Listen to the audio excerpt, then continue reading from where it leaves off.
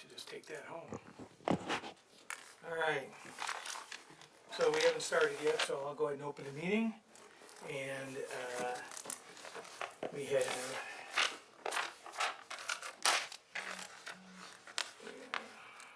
a bit of script here. We'll go to a roll call, please. Mayor Hoffbauer, Here. Mayor Pro Tem Loa, Here. Council Members Carrillo, Here. Bishop, Here. Betancourt. Here. We have a quorum. All right. Has our resolution expired, City Attorney? Do we need to do that before we start this meeting to have a Zoom meeting? You do not. That will be on your consent calendar. We can proceed without it. Okay, so that doesn't expire, we still got a day or two? It expires after this meeting. Okay, all right, just wanted to make sure. All right. Okay, we'll do public comments. Pursuant to Government Code 54954.3, members of the public are provided an opportunity to address the city council and the authorities. You may address the council authority once per meeting during the public comments on any matter within the council's authority jurisdiction that's not listed on the agenda. Please submit a speaker's form to the city clerk before that portion of the meeting begins. To address the city council authority regarding an item on the agenda, please fill out the speaker's form and submit it to the city clerk before that item is called. Each person addressing the council authority is customarily given up to 3 minutes to speak, with additional time allotted for non-English speakers that are using a translator. The amount of time authorized may be adjusted by the chair. If you wish to provide information to the council or the authority, please submit to clerk 7 copies. Otherwise, your materials will simply be added to the administrative record. If you're attending a meeting by phone, please press *9 to raise your hand. If attending by personal computer, please click the raise your hand button, press *6 to unmute yourself, and state your name and begin speaking. City Clerk, how many speaker cards have we got? Currently, we have 2 speaker cards. How many? 2. 2, okay. One is for item 16.1, and the other one doesn't have an agenda item at this moment. Okay, do we have any so we have one non-agendized? One that has no item on it, and the other one's 16.1. Okay, so we'll do that when that item comes up, and then, oh, of course, making it in under the, okay, so we're calling that now, so no further cards will be taken in. Public clerk, IT, how many have you got? None at this time. Okay, so city clerk, who's your first speaker on non-agendized items? Okay, sir. So we have the 2. The second one is also non-agenda now, okay? It's non-agenda, Yes. okay, So the first one is Ruth Sanchez. okay. Ms. Sanchez? So the mic will cut off at 3 minutes, so watch your time. Thank you, council members, mayor. First, I want to go ahead and say thank you, Councilmember Carrillo. We were able to house the mother with a 3-week-old baby, so thank you very much. And not only that, but she's actually going to her second job interview. So we are looking for clothing for her so that she will be able to go. So I do want to thank you for that, and also to Councilmember Laura Betancourt. Both of you guys have been instrumental on helping with all of this, and we have a total of 22 kids and 15 mothers. 3 of them have been placed in permanent housing. One of them, the gentleman, actually has a job now, is going to be working for Amazon, and we're moving forward, so it is working. I do hope that funding does become available, because I do know that Palmdale has the funding for the tiny home project. I will be traveling out to Utah to go ahead and present a program with the tiny homes. As I stated before, I actually found a vendor that is willing to provide houses for under $20,000, full equipped with kitchen, bathrooms, and air conditioners. And you are able to fit a queen-size bed in those tiny homes. So I am very excited about that, because it's eliminating a lot of the work that you guys don't have to do, but a lot of excuses. And to Councilmember Bishop, I do hope that you join the effort, because it is very important, and I know that in the past you also have contributed whenever there was food distribution out of your own pocket. So I do hope that you join the other 2 council members and I can only hope that someday the mayor and the other council member Loa will see the importance of it. Council member Carrillo, you have actually seen the individuals working. They are working actually right now. We have a food distribution, and they're working it right now so that I can be here, addressing these issues. So again, once again, thank you, and I do hope that the funding actually goes to what it's intended for, which is to go back into the community. And again, I hope the mayor and Councilmember Loa jump in on this. Thank I you. hope someday you see us out there when I'm out there and we miss you. Yeah, please come on over. We'll Yeah, be no, well, we- not today. Next Wednesday. Thank Thank you. you. Thank you. Ruth, can you hear me, Ruth? Yes, Can you text me some sizes for women's clothing that you need? definitely. Thank you so Okay, much. great. Thank you. Eric Olson. Mr. Olson. Good Thank you for being evening, here. council. Thank you for having me. At 7 o'clock during public comment, there'll be a parade of people coming in here. I won't talk about why what they say is intentionally false and why they're lying and explain their lies, because that would be advocating for an agenda item. What I want to say is the people of this city are tired of the special interest groups hijacking your meetings. You have to put an end to it. And you can start by not having dialogue during public comment. It's inappropriate. It's a violation of the Brown Act. Let's put an end to that. Let's limit the madness and just get on with people's business instead of personality and just dumb politics. Thanks. Thank you so much. Is that okay? Marcos Alvarez. Sure, it's okay. Hello, Marcos. I'm gonna say hi anyhow. How are Good to see you? How are you, sir? I'm excellent. We're off to a better start. Yes, sir. I'm here. I should be at work, but in the last minute, I said I needed to be here to support certain and former individuals that used to work right here. Let the courts decide how that's going to come out, but as one who's a taxpayer in this community, I know that it's got to be taken care of in the courts. Having said that, I'm here. Thank you for allowing me to speak, Mr. Carrillo, Mr. Hopper, Mr. Loa, Mr. Bishop, and Mr. Porter. And a special, I hope you're better, Miss Laura Betancourt. Please get well soon. I'm trying, thank you. I'll just echo a little bit about what Mr. Olson said. I've been here since '96, and in the limited time that I've sat in council meetings here, of late they've escalated one that become volatile in nature, not only verbally, but physically. And I've shared that with some of you members in the last meeting that I was here, and I hope that gets settled and improved. I'm an outsider looking in, but I'm also a tax-paying citizen. As one who's a union leader, I can call BS when I see it, right? I've done that for over 20 years. So I hope whatever's happening behind the scenes here, as I've echoed in the past, is one that includes all citizens from the West, Central, and the East. Any project, anything that improves Palmdale first, Palmdale cares, right? Should include all of us.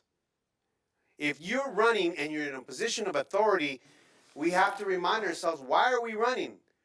To put my name on a pedestal or to improve the future of Palmdale, right?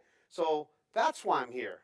And I'm volunteering to be here. So I hope this council and future councils, which has proven in the past to improve the city, can still do it in the future. So thank you for allowing me to speak, and then I look forward to speaking to all of you sooner than later. Thank you. Thank you, sir. I have no more speaker slips at this time. Okay, we're gonna close public comment. City Attorney, can you please go over the items that are, oops, I don't have the button on. We're gonna close public comment at this time. City Attorney, can you go over the items that are on the agenda for the closed session, please? So closed session, we have 6 items in closed session, 5. There's conference regarding the Donald Ross D'Angelo versus City of Palmdale. Second matter, Jessica Magallanes versus City of Palmdale. Third will be Robert Creedle versus City of Palmdale. 4, Lynn Dolson and Robert Dolan versus City of Palmdale. And then there'll be a conference with real property negotiators. Okay, all right, we'll see you back here, hopefully by 7 o'clock. Thank you.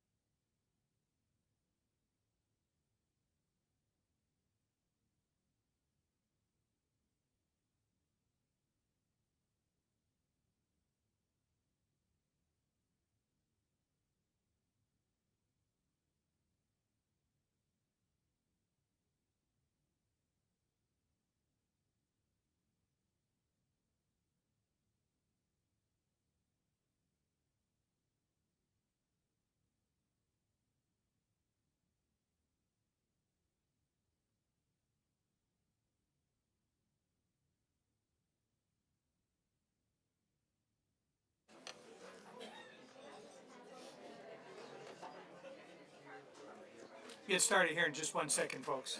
Thanks you guys for being here.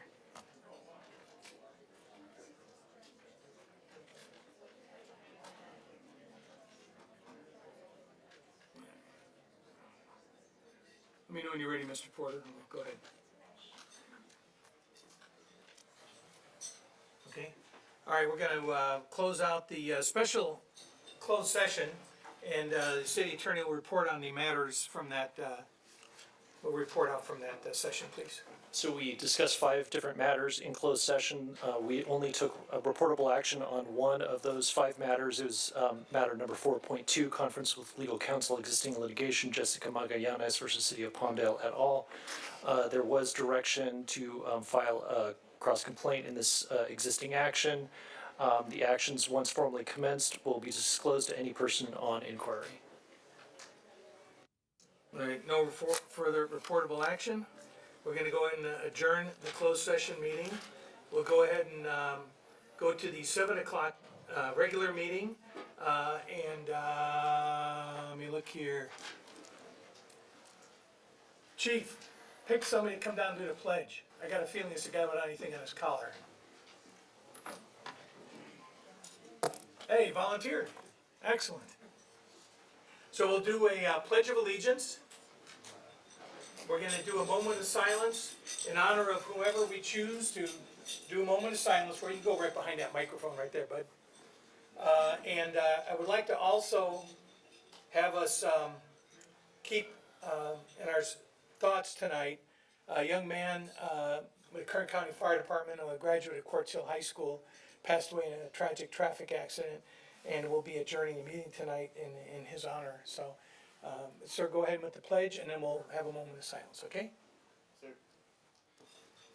I pledge allegiance to the flag of the United States of America and to the republic for which it stands, one nation, under God, indivisible, with liberty and justice for all.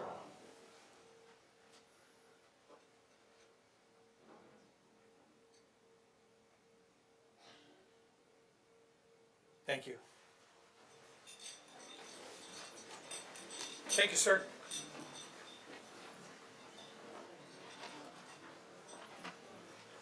City Clerk, can we get a roll call, please? We have the Housing Authority here, Mayor. We have the Housing Authority here. Why don't they grab a seat up here, please? They just told me to come here. Why don't you have a seat on the dais, because you're a board officer with this, is just like we are. Art Solis. There's an empty spot there and over there. They'll be good. Yeah, there's 2 spots, so it'll work out just fine.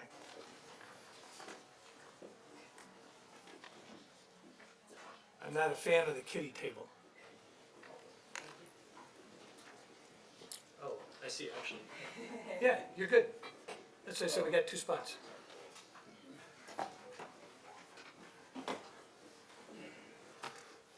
I didn't know we were going back to that. Okay. So, now, roll call. Mayor Chair Hoffbauer. Here. Mayor Pro Tem Vice Chair Loa. Here. Council members, directors, commissioners Carrillo. Here. Bishop. Here. Betancourt. Here. Fragasane. Here. And Denny. Here. Excellent. Okay, so the first thing we're gonna do is, now don't scare the dog, okay, because I'm gonna be with him here. He's a little bit more bulky than my dog.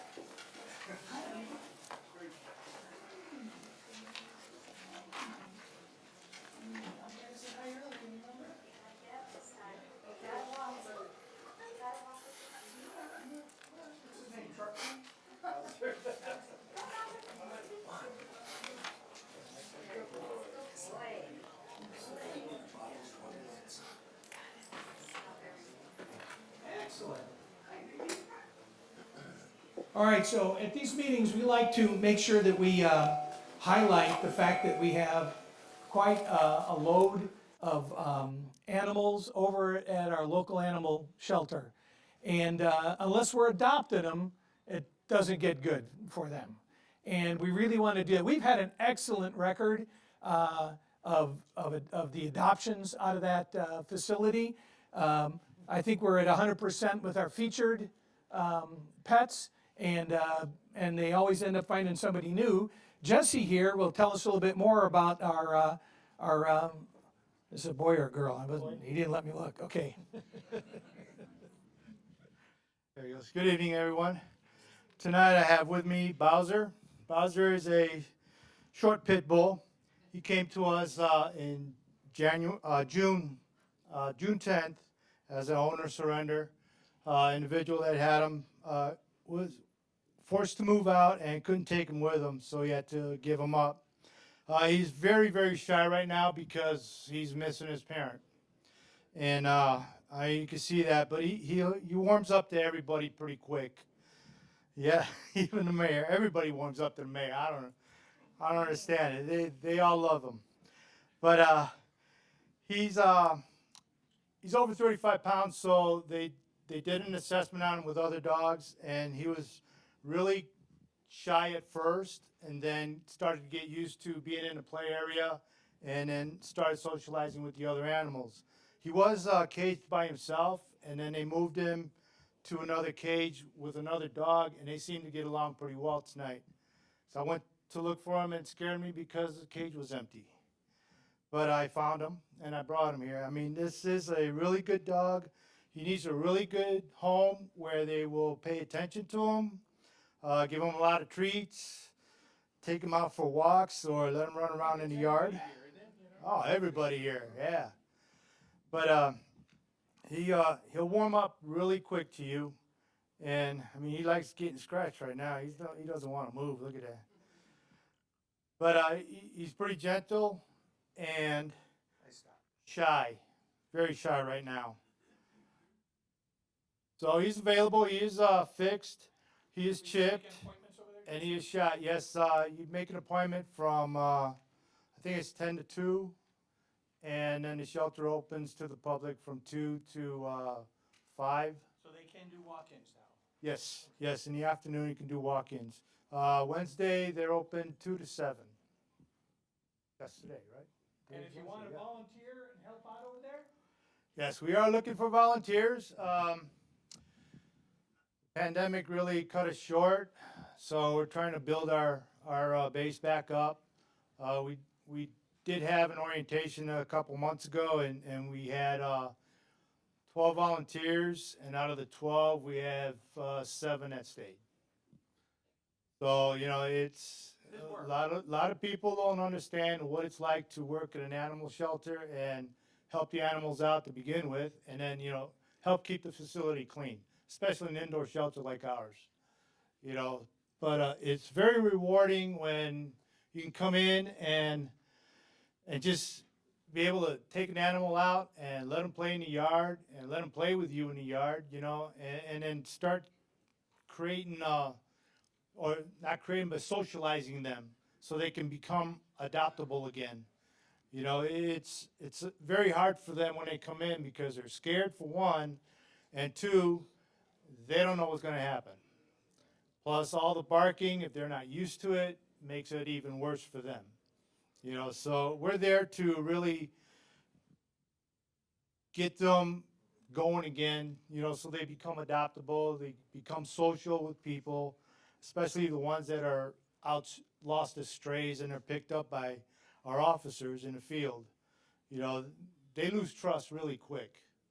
And we try to gain that back so that they can go home to a good family. Carrie, is there, we still covering,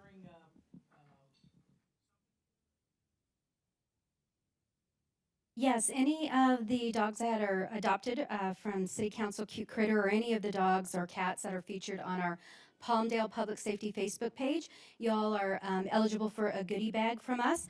And please follow us on Palmdale Public Safety because Animal Care and Control, LA County as a whole, runs a lot of, I don't want to say specials because it sounds like we're trying to, what do you call it, cost reduction in animals, blowout sale or whatever, but they do offer specials for animals. Adoption fees are significantly lowered during certain times of the year, so we are always featuring those current adoption rates and specials that Animal Care and Control is running. Current, and if folks have got their current dogs and cats, we did a little news press release today to tell people that we have a deal for them here, right? We have an awesome deal. So, well, low cost. We don't want to say free because there is a minimal cost. But through Measure AV funding, the city of Palmdale now has a low cost spay-neuter program for residents of the incorporated city of Palmdale. So you need to prove residency within the incorporated city of Palmdale. And we are also offering that service to what we call community cats, or trap, neuter, and return ferals, if you will, to help start reducing that community cat population as well. So it's an awesome program, and we're super excited that our council was so supportive of getting that going for us. Oh gosh, she's so cute. Outstanding. All right, so who's taking him home? He's here for you, okay? All right. Yeah, yeah, I know. We've had really good luck with these dogs, so if you've got any interest whatsoever, they're here for you, okay? Mayor, I do believe he is spoken for by our very own Allison. Uh-oh. All right, so yeah, there's more where that came from. My wife is always thinking I'm going to bring him home. Thank you, Jesse. Oh, look at this. He wants to lay there. Oh, no pressure, no pressure. This one, next one. This one here. There's the baby. I remember when Austin tried that, he almost lost his face. So we're going to give these to each one of these guys? Is that how it goes? Okay. Yes. Coach Osorio. All right.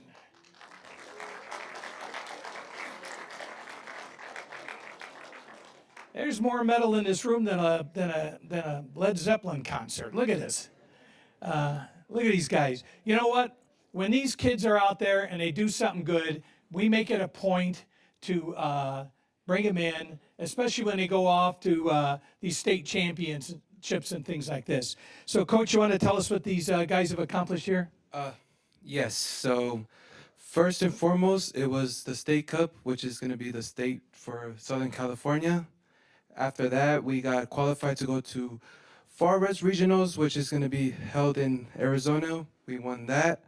And then we went to North Carolina to win nationals. And again, we won that.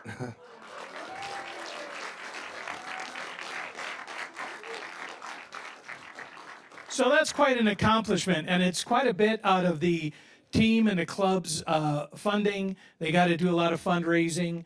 We got a similar situation going on right now with our District 51 softball girls, and we're going to get them in here too.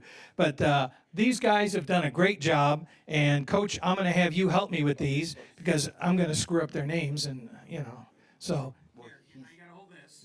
And do you want to get do you have your other coach here? You got Coach Martinez, I think that was the other guy? Okay. So call these guys up. We're going to have you guys line up here. We'll get a group shot then, okay? Okay. Lucas.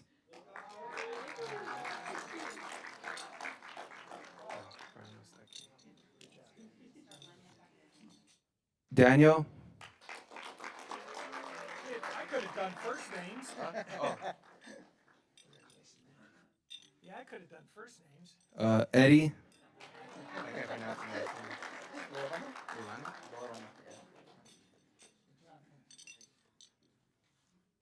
Eduardo. I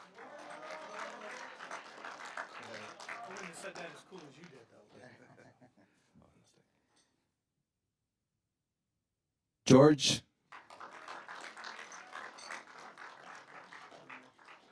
Good job, man. Joseph.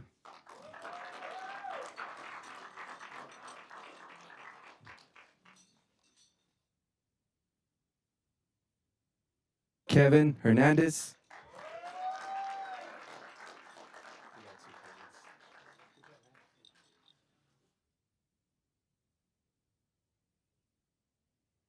Nelson, Desi,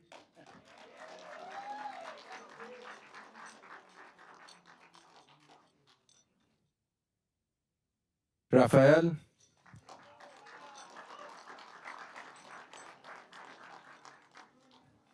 Santiago,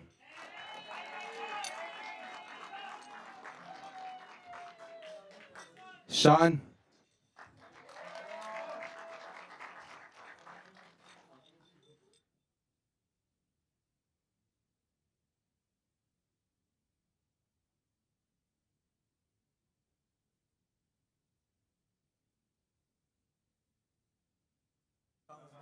Get it taken care of. It's probably duplicate, so go ahead and call them up and then give them yours. Okay, and then we'll get it straightened out. Martinez,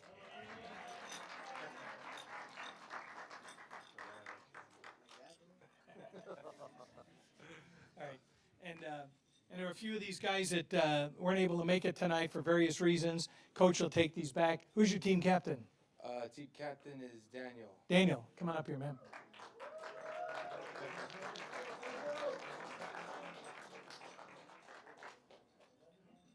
So tell everybody what it's like to be a champ. It feels really great to go into North Carolina to win nationals. Guys, Yeah, that's about it. Do it. Yeah. It just feels great. Okay. You couldn't say it any better, can you? So, anyways, you guys, before we do this, owe us one thing. How'd you get here? Moms and dads made this happen, and your coaches made it happen. You owe them a round of applause. Let's hear it for your folks.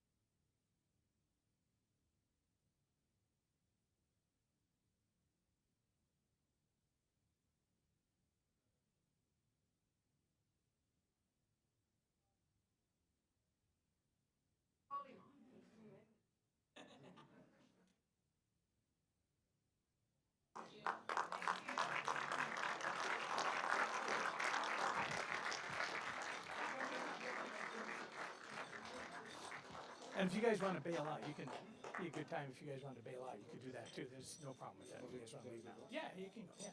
Yeah, probably a good time.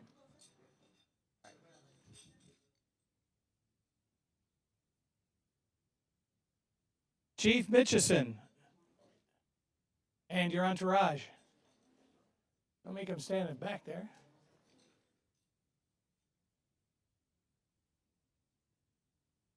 How you doing, Chief? Good. You the acting guy out here now? Yes. Okay. Still same phone number? All right. All right. How you doing, guys? This is Engine Company 37, right? Okay, so you guys, oh, of course, yeah. You think you guys filled up my oxygen tanks for the sheriff's department one time, or not, or more. So, all right. So let me grab this guy right behind you here. So these are the guys from our engine company right across the street here, and this is California Firefighter Appreciation Month. There's a lot of whereases on here, and the important thing is that you know, these guys are out there all the time. They're there within minutes. You need them, they're there. You know, sometimes it's just something like maybe a smoke detector call, or somebody just needs some hand getting back up in bed and you have to cancel the squad. I know it's a drag, but you know, having been there for 32 years and My brother was on county and retired out of there. And I think everybody in this room at some point or another has either had to use the fire department or knows somebody that's had to use the fire department. And I just got to tell you, we've got a great group on our stations out here in Palmdale, and really appreciate what you guys do. So, yeah.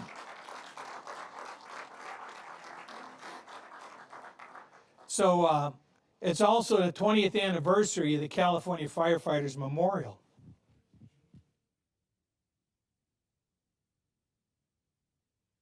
If you haven't been up there, it's pretty moving.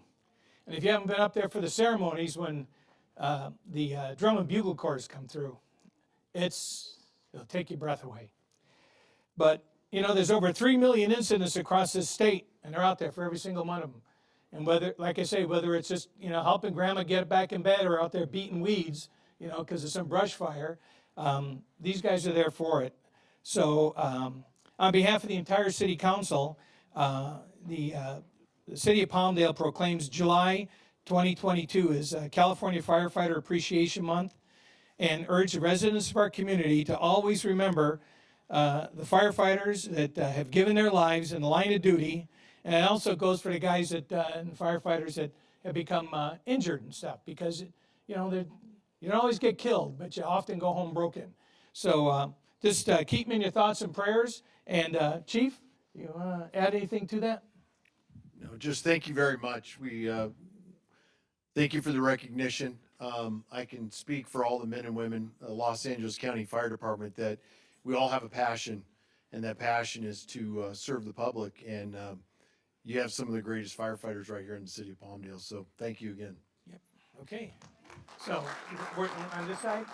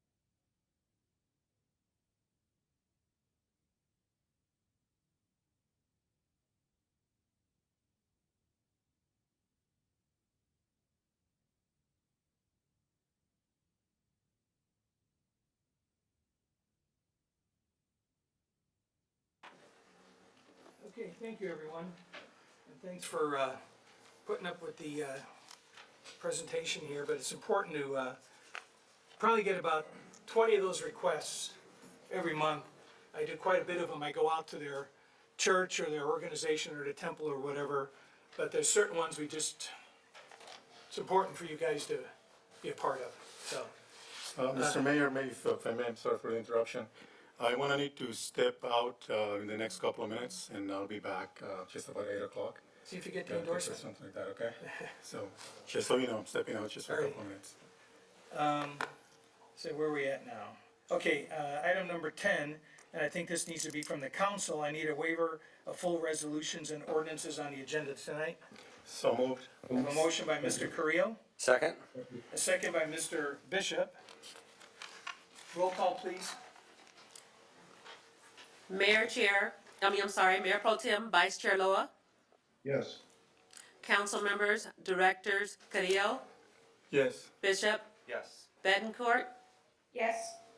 and Mayor Hoffbauer. Yes. Now, are there any housing authority items that are gonna have to be acted on? I think they actually need to vote on it, though.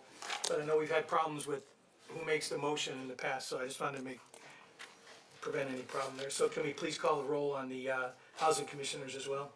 Yes, sir. Commissioner Spragasane? Here. And Commissioner Denny? Yes. Here. Yes or no? Yes, yes. All right, excellent.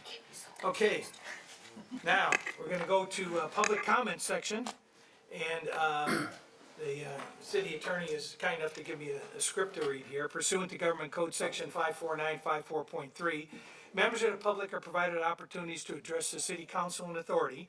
You may address the council once during a meeting during public comments on any matter within the council or the authority's jurisdiction that is not listed on the agenda. Please submit a speaker's form to the city clerk before this portion of the meeting begins, which is now. To address the council authority on an item on the agenda, please fill out a speaker's form and submit it to the city clerk before that item is called. Each person on the addressing the council authority is customarily given up to 3 minutes to speak, with additional time allotted for non-English speakers if they've got a translator translating for them. The amount of time may be adjusted by the chair. If you wish to provide information to the council or the authority, please present the city clerk with 7 copies. Otherwise, your materials will simply be added to the administrative record.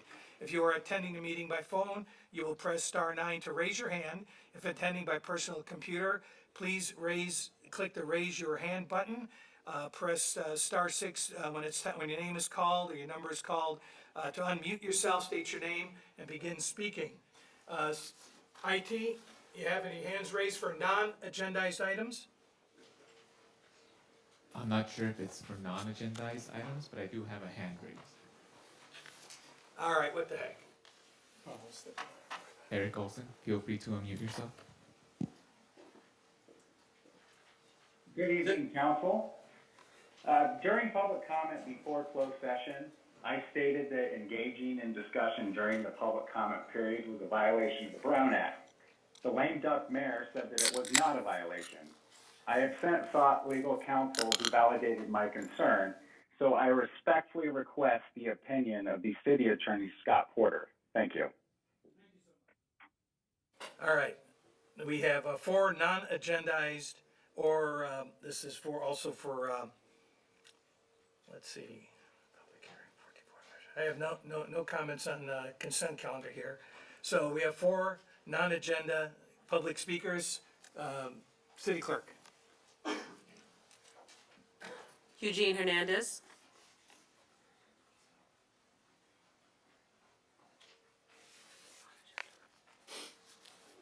Good evening. Hi. I'm curious as to what is the criteria that the city follows to build new hotels here. You know, this is not a tourist destination, and as I said before, touring around Palmdale, I look at all the parking lots of all these hotels that are around here, and they're never full, whether weekends or weekdays. They only have 2 cars, probably of the employees. But yet, your planning commission has approved building another hotel. I can't understand it. What's the demand? Because, you know, as I said before, there's a finite amount of water. We're in a drought. Why build more hotels if it's not necessary?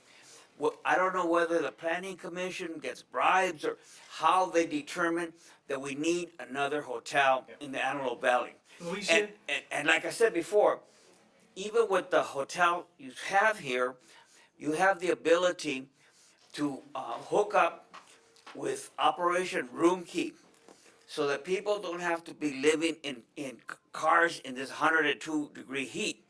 You can make, I think we have the supervisor here, you can make arrangements so that you could house the homeless in these empty hotel rooms. And, you know, if you guys had a 1 ounce of empathy, you would look into that program so that our unhoused people have a place to stay. Okay, thank you very much. Thanks, Gene. And city manager or Luis can help explain that to you, because actually they're pretty full. They just don't have a lot of cars. There's reasons for that, but I'm not gonna get into it, but they can explain that to you and show you the census numbers for them, okay? Thanks. Good comment. City clerk. McKinley Kemp.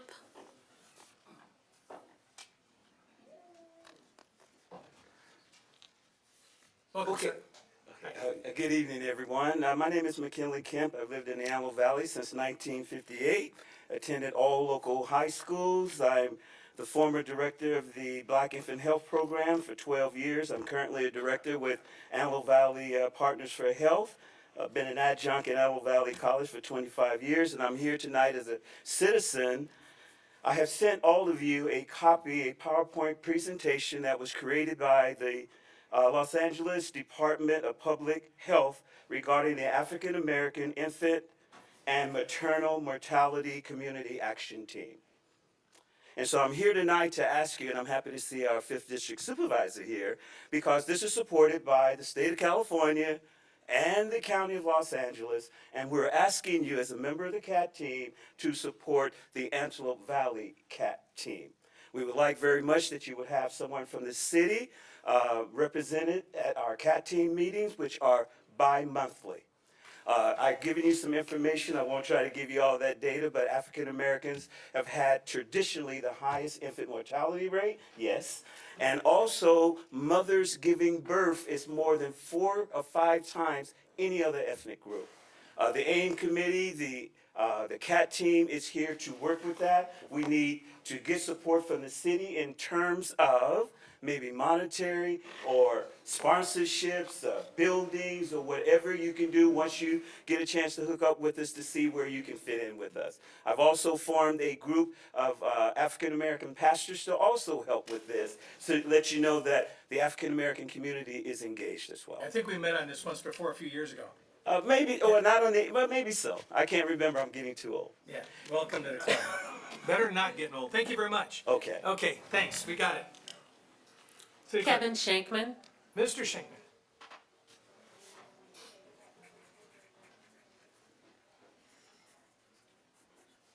Evening. We'll see at the end whether you tell me my comment is good too. I don't know if your attorneys have informed you, but earlier this week, the Los Angeles Superior Court threw out the case by Maria Ricci, concocted by your lame duck mayor in coordination with her, threw it out of court because it had absolutely no probability of success. Even as J.J. Murphy is no longer employed by the city of Palmdale, he's still helping the city by laying out the path to defeat not only Ms. Ricci's claims, but also those of the other 3 employees with very similar allegations.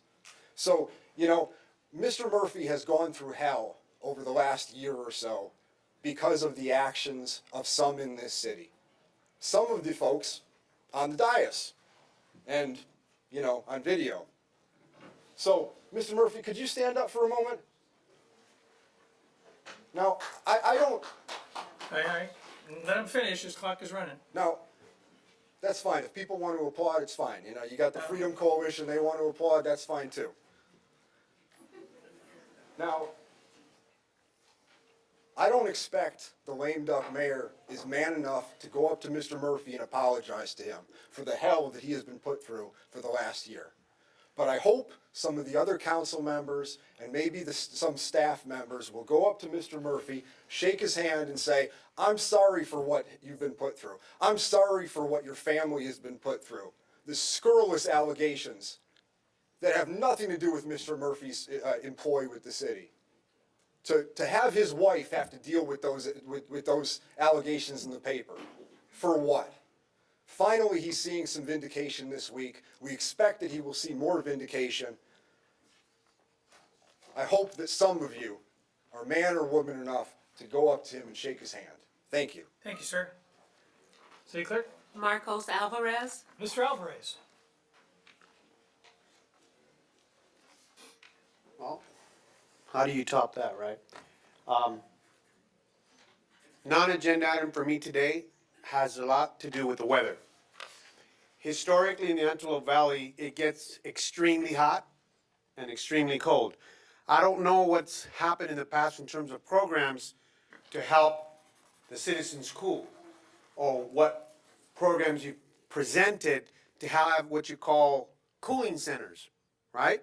I don't know the history behind that, but what a great time to think about that again, right?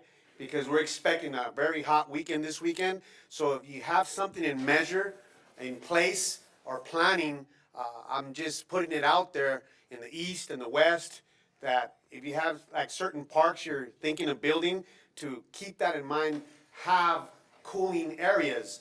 And I will tell you this, as one who officiates sports with the equipment on, in baseball and softball, and 105-degree weather, we're seeking for some type of cooling area, right?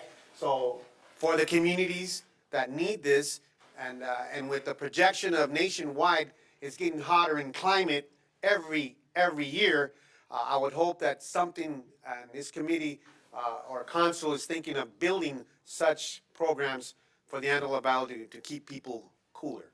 Thank you. Sir, so you see, do you know Mike Miller back there? Yes. Mike can probably tell you where some of these are located, what's on the books and what we're doing already with that. So, good point, thank you. Okay. Jasmine. IT, do you have, I'm sorry? I'm sorry. Go ahead, sir. Sorry? Jasmine Granham. Okay, I thought we had cut that off. Will these come in after we call for the slips? These are slips Yeah. still? What's that? These are the slips still? Okay, all right. Okay. Jasmine.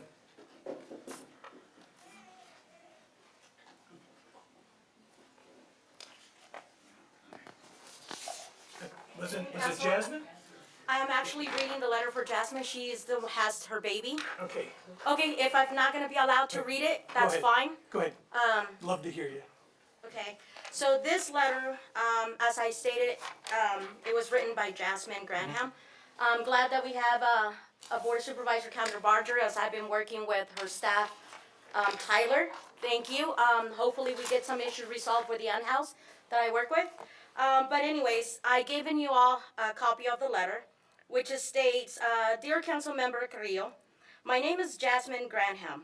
I would like to start off by saying thank you. Thank you very much for what you have done, for helping me with getting into the Second Chance program. As you know, the Second Chance program is a program that we have established in conjunction with SAFES. The program, I feel that is very good and is very important. I have to have a roof over my head and 1-month-old baby. Because living out on the streets with a newborn baby, let alone myself, it is very dangerous. This goes with this second chance that is given to me is one that I can go ahead and take. As of being in this program, I've had 2 jobs interview with another one this Friday the 15th. I have also can go ahead and get the assistance that I need, the parenting classes that I need, and all other services resourced in the program. So once again, I do want to thank you and acknowledge the importance of the program. And thank you very much for helping me get into this program. Jasmine Granham, and all of you guys have the letter. So these are just some of the good things that are happening with the program.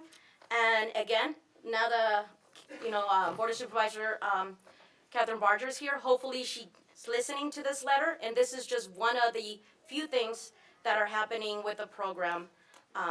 Again, thank you. Thank you. Okay. All right. Was that it on the non-agendized that were turned in time? I showed 4 here, so we just had 5. We good? Right. Mayor, so now all we have are the 2 public hearing, Right. 1, right, and the Measure AVE. Okay, all right. Are So there we'll any move on to- additional people that are online? Oh, IT, do you have any more? None at this time. Okay, there we go. I told them to make sure to let us know and jump up and down. So, all right, good. All right, so we'll move on to item number 12, Housing Authority Consent Calendar. So all matters under the consent calendar being acted on in one motion unless items are pulled by the authority, in which case they will be removed from the calendar and considered separately of this portion of the agenda. Item 12.1, I believe we're gonna pull that item. I need a motion on item 12.2, please. Do I have a member of the Council of the Housing Authority? You said we're Make a pulling motion. 12.1? We're gonna pull 12.1. Okay, so you need a motion for approve the minutes? Okay, so for 12.2, I have 12.2. a motion by Commissioner Fragasan, so I have a second. Second. Second by Mr. Bishop. City Clerk, can you call the roll on item 12.2, please? Mayor Pro Tem Vice Chair Loa, Yes. Commissioners Carrillo, Absent? Bishop, Yes. Betancourt, Yes. Brightisane, Yes. Denny, Yes. and Mayor Chair Hoffbauer. Yes, excellent. So item 12.1, can we get a brief summary on this item? And I believe this is the item that the supervisor wishes to address the council on. Good evening, Commissioners, Council, and Mayor, or Mayor, Commissioners, and Council. Sorry, excuse me. This item So is, everybody knows who you are? I'm Sophia Reyes, Housing Manager. Excellent, thank you. This item is to adopt resolution number HA 2022-002, a resolution of the Housing Authority of the City of Palmdale approving affordable housing agreement number A7950 with SOS Children's Villages, California, and the Housing Authority Development Loan of $1.2 million for acquisition and pre-development of the project located at 30th Street East and adjacent to McAdam Park, APN 3018-026-001. We're proposing to develop, SOS Children's Villages, California is proposing to develop 12 units of 3-bedroom townhomes, each with an adjacent resource caregiver unit for use as transitional housing for foster care youth, plus 2 additional transitional housing residential units to support the overall program on site. The project is located at 30th Street East, adjacent to McAdam Park. The SOS Children's Villages townhomes will house up to 6 children in foster care, allowing children from large families to live with their siblings, receive care and support from a full-time professionally trained foster parent, have case managers, and support staff on site in offices located in the community center. Staff is available for questions, and we have Alexandria Levitt and Tim McCormick also available for questions. Sophia, can you tell me where in the staff report a map is so I can see exactly where this project is located? A map When was you not. say adjacent to McAdam Park, it's pretty vague. Oh, it has the property line with McAdam Park to the north of McAdam Park and to the south of the bowling alley. So it's I have the vacant lot. asked that when these are presented to council, that we have maps included, so please keep that in mind. Yes, ma'am. Also, I have a question. There's gonna be 12 houses, right? Yes, ma'am.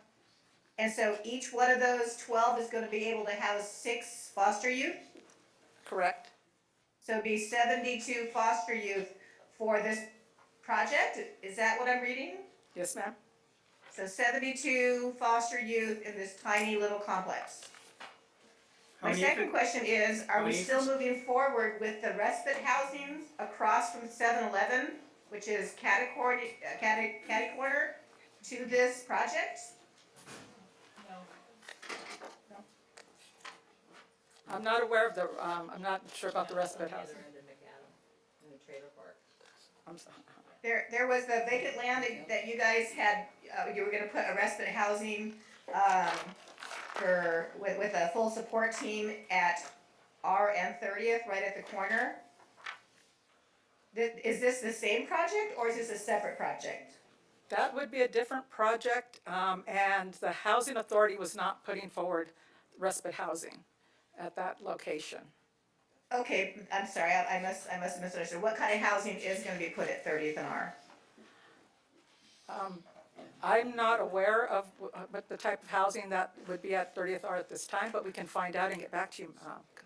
Okay, because I know that several months ago, we had a conversation about it, from the dais, regarding the fact that they would have some type of support services for people in need, give them job training, give them services, and my concern is to put 72 at-risk youth across the street from another project with at-risk adults. It makes me concerned. Maybe that's the mom in me worrying about these kids, I don't know. But I just wanted clarification on that. I think you're referring to permanent supportive housing that was being, that is planned for west of that area. Yeah, I know it was right across the street, west of the 7-Eleven, right there in the corner, which is, the 7-Eleven is gonna be south of this, foster care project, correct? Correct. Okay, thank you. How many acres is this? 4.67. Okay, all right. Thank you. So that's not really that small of a parcel, so when you get out there and start walking on it. It's just under 5 acres. All right, So let's, I think the supervisor wanted to weigh in on this. I'm sorry to make you wait. No, I've got a to-do list based on everyone that spoke, and I want to thank you for recognizing the amazing men and women of LA County Fire. So it's been worth the wait. But you know, first of all, Supervisor Catherine Barger, and I am so honored to be here. And you know, I'm committed to this project because this is past my bedtime. All right.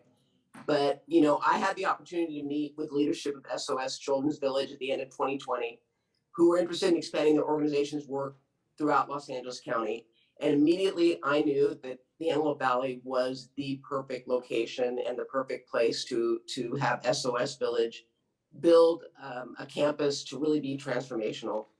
Palmdale specifically is the best fit for SOS because the community has such a caring, compassionate, and supportive commitment to foster and underserved youth in the region. And Laura, I really appreciate your questions because it is about providing a safe environment. But I think it's important to understand a little about SOS and the background of this this concept. So it's not about a group home, if you will. It's about keeping families together, something that SOS is committed to do. So here's a little background on the organization that gives you an idea of why I think that Palmdale is such a perfect fit. SOS Children's Village is a worldwide organization that provides unique support for families and for youth. It started in Europe after World War II. SOS Children's Village is now found throughout the globe. In the United States, the organization's focus is on improving the lives of children in the foster care system and those who are at risk of entering it. They have 3 villages in Illinois and 1 in Florida. Their goal is to provide loving homes for children who lack parental care and to support vulnerable families to prevent family separation and child abandonment. And I want you all to understand that this is about supporting vulnerable families to prevent family separation. Oftentimes we have children separated and the trauma of being taken out of their home is significant, but if they are left together, it does alleviate some of that trauma imposed upon those children who, no fault of their own, have been taken from their home. What really spoke to me about this program is that they do keep the siblings together when they are removed from the home and when DCFS is investigating a problem. All too often, siblings are split up unless there is a family member or foster parent who is able to take in multiple children of different ages and needs. These young people who are already grappling with trauma are at the risk of being alone. SOS Villages places siblings together in one home with a professional staff member who works with them and their parents with the goal of reunification. Their vision for the site in Palmdale, and Laura, to your question, is to have 12 individual homes. So this is not about a group home, this is about an individual home, each one licensed for a maximum of 6 children, plus administrative offices and community space. So each home is going to be a family living there. It's not going to be the parent, but it's going to be the siblings together. So it may be 6, it may be less, but each one is like a townhome. This is why I've dedicated county funds for SOS Children's Village to purchase and develop property in Palmdale. And I'd like to thank the city of Palmdale, and I have to tell you all, as electeds, be proud of your staff. You have amazing staff who are compassionate and dedicated to the lives of the community of Palmdale. And I have been so honored to work with each one of them in terms of what we are doing, not only for SOS, but across the board. This is something that I am all in, and I look forward to working with you all. I hope you will support it tonight and know that this is going to be something that's going to be transformational.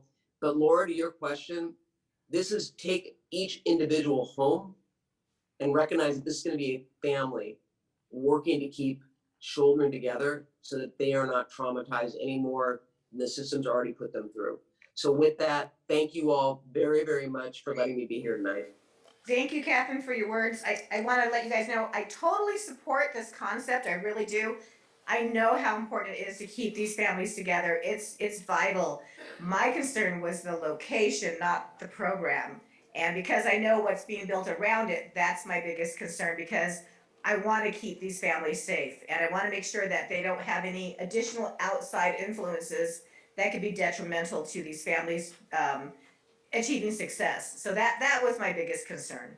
And I hear you loud and clear, and we're gonna work together because it shouldn't be the concern.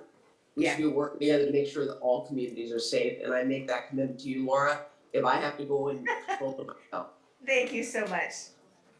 Okay, Mr. Lowe, you have anything?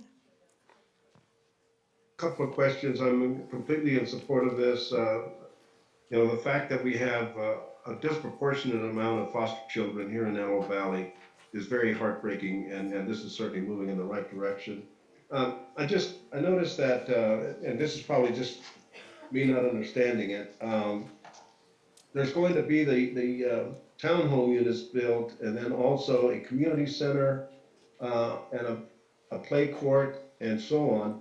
And then looking at the contract. Ice cream, what is it? I'm sorry, what? Go ahead, sir. Okay. In looking at the contract, I see that it addresses the construction of the residential units and so on, but I don't see in the contract where it includes the community center and the play areas. Do they have to be in the contract in order to get that built? That's my point. They are part of the plan that is being submitted to planning, and what we're funding is the housing. We're funding the housing and, for the acquisition and pre-development of, the units and what the parts that are benefiting the, foster children. Okay, so we don't have to concern ourselves with the contract that we're entering into for the community center and the play areas. It's still part of the amenities, so if there are community rooms being part, and it is part of that altogether.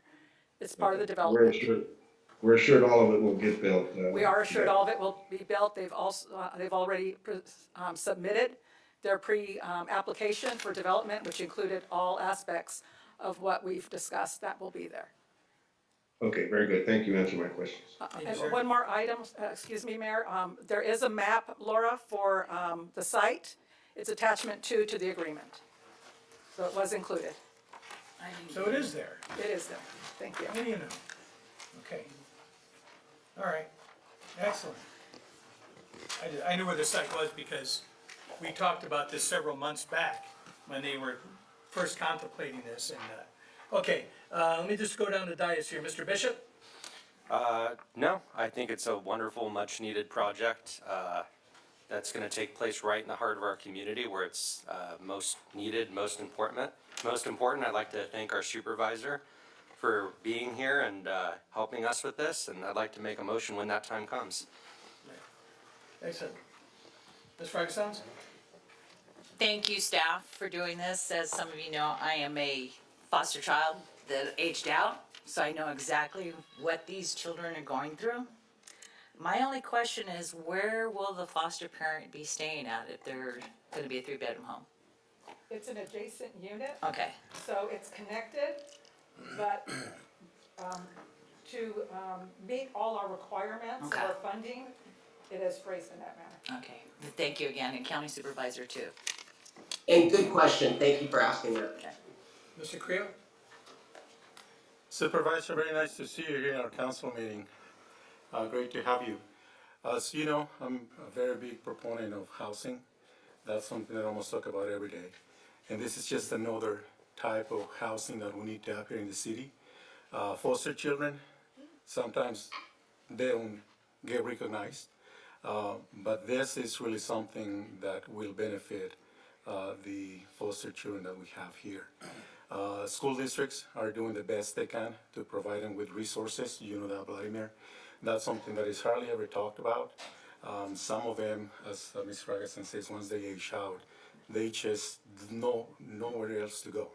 I'm happy to hear that there's going to be a facility and potentially there will be services provided to them other than just the housing until they come to the age of moving out.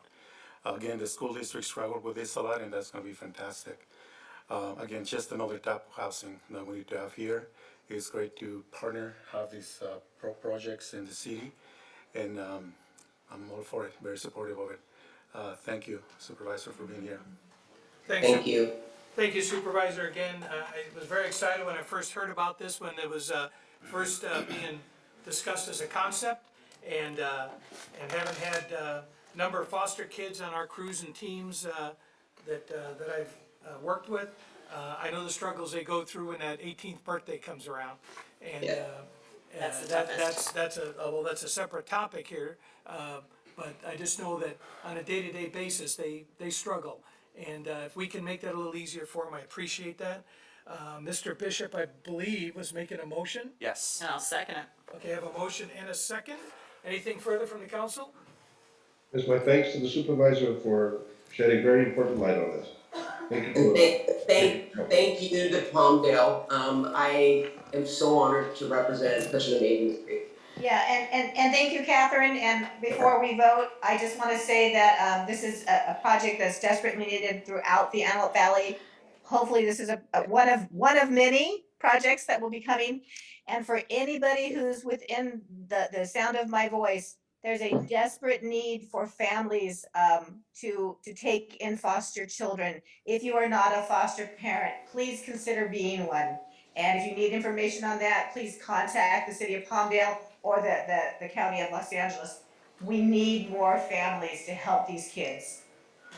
Council, if I may, Mr. Tim McCormick is on the line as well. He's the CEO of SOS Village. If you'd like to ask him to say any words. Are you good? Just in case there's any questions. Here so we can vote on this for you? Yes, yes, very good. Just two things. I'll be very brief.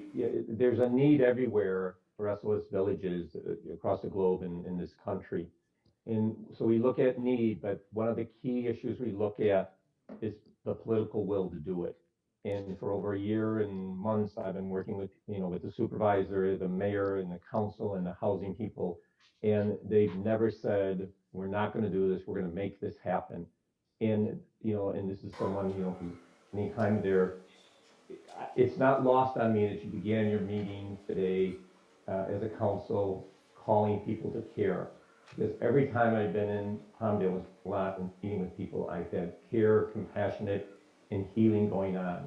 And for that is really the foundation for building this village. So I thank you all. I thank the supervisor for making this happen, and everyone there in housing and the city council. So honored to be part of this.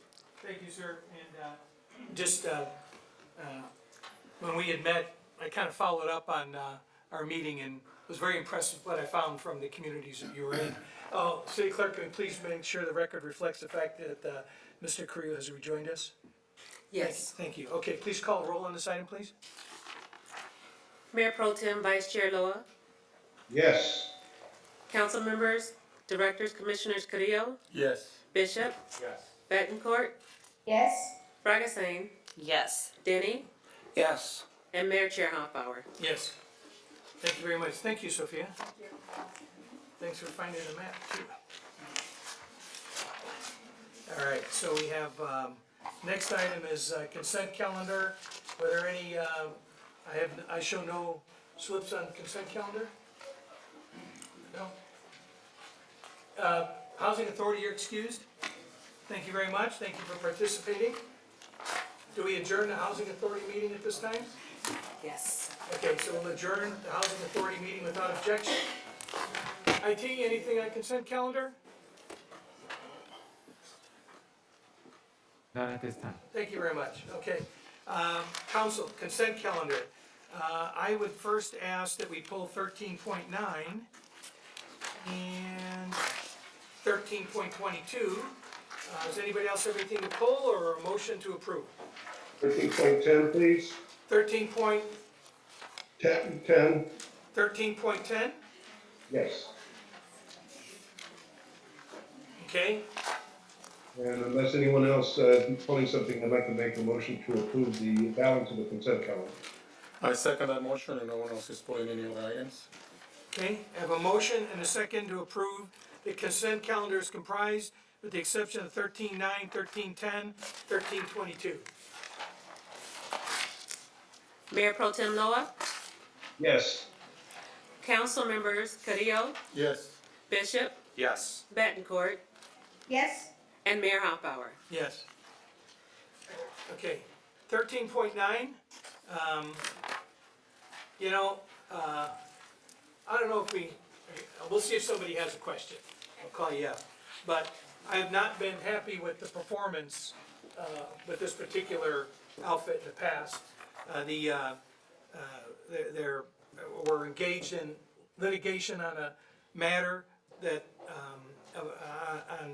that also included a roadway that they took the better part of our adult lives to, that's not an exact quote at time, but it just took way too long, and we started having accidents, and now there's lawsuits. I would submit that, in my opinion, that they are not, I don't know what the term is I want to use, responsive to the standard that I would like to believe that our community is expecting the contractors to do, and I would move that we send this back out to be rebid. Reject and send it back out to rebid. Can you tell us what projects? Is that Rancho Vista or Curve Blossom or Yeah, Rancho Vista? it was Rancho Vista one. I have a question, and that is, I thought didn't we deal with this company last meeting? Complete Streets in this particular project, we had some discussion about, putting in some constraints on delaying this project and all that. Didn't we have this discussion last time? Good evening, Mayor and council members. Lynn Glidden, Deputy Director of Public Works. I'm not quite sure on that conversation, but R.C. Becker was recently awarded the Avenue Q12 sidewalk gap closure project from 10th Street East to 11th to 12th Street East. At that time, I also spoke on their behalf that we do understand the concern that you have with this company when Rancho Vista Boulevard was going on. One of the issues that we had followed up with R.C. Becker was that their project manager was a very hard person to work on, and in respect of that, on Avenue Q12, they did list a different project manager. Another issue we had with Rancho Vista was during the COVID issue, we had delays with supplies and with staff on their end. I am standing up in front of you solely, R.C. Becker is a good contractor. They had a bad job, but that does not warrant them going to be disqualified because they are a responsible bid. They are a responsible bidder. I have a project manager on board that is totally on the job of it. We have an on-call 24-hour inspector that will be there monitoring that job plus this 10th Street East job.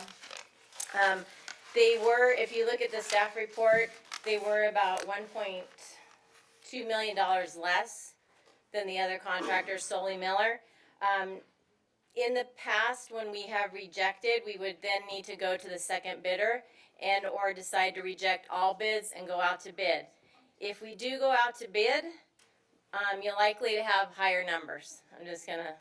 The cost is out there. Costs have increased since the time that we bid this project out. So we are asking for additional funds on this project to begin with. So we would be, again, asking for additional funds if we rebid it out. Were they low bid? They were the low bid. We have two bidders. Okay. It was sent out, let's see. I know it doesn't say in the staff report, but it does go out to Planet Bids. There's a lot of bidders that are actually listed on the job site, but only two opted to submit a bid. Okay. And if their council tonight was to reject them, would it put any money in jeopardy? Is there any grant money we're getting? This is funded with ATP funds. I don't know the timing offhand, but it is grant funding through the state. Okay. A lot of the road money we get is grant money, so it is very timely that we award these projects. Yes, So, that's yeah. true. Yes, ma'am? Hey, Richard? Yes. In regard to your question, yes, we did discuss this contract, and the issues that they had in the past when we were doing our council brief. And it was at that time that you asked that we make sure that we have protections built into the contract. I think we brought that up during our briefings, so yeah, we did have a discussion on this before.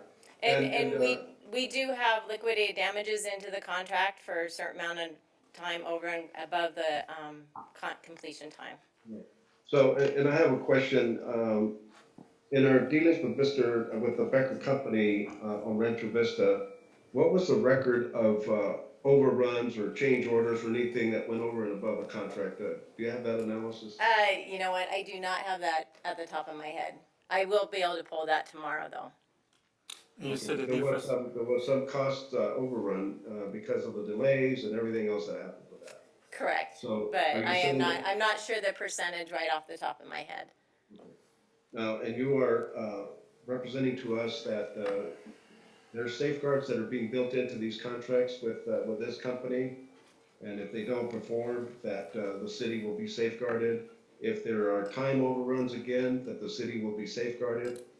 This is in the central part of the city, which means that many people will be disrupted, and it raises a concern. I share the concerns with the mayor, but at the same time, I don't think that we want to delay this if we have the protections and safeguards for not only the city, but for our residents. I'll modify that then to state that, to reject that and send it to the second most responsible bidder. So I'll modify that. It's a good point. I understand we want to get this thing done in a timely manner. My level of confidence in these guys isn't there. And it seemed like always another excuse. And in reality, how often do we actually pull the trigger on liquidated damages? Not a lot. Not very often, Not a no, lot, sir. and we've been having a lot of jobs, they've been running way over, and we always give these guys the benefit of the doubt, and, you know, how many times, you know, we had this discussion with that outfit, I'm just not confident in it. So if you guys wanna second it, or somebody wants to make a motion, let that die, that's your call. I understand where you're coming from, Mayor. I got quite a few inquiries and calls about the Rancho Vista project. It's, you know, people were less than thrilled with the performance and the timeline. My question is, if we were to reject this tonight, go back and bid, would that put any of that grant money in jeopardy? I would again have to check on the grant timelines, and I would be able to have a better idea tomorrow. Well, Right at instead- this time, I don't know.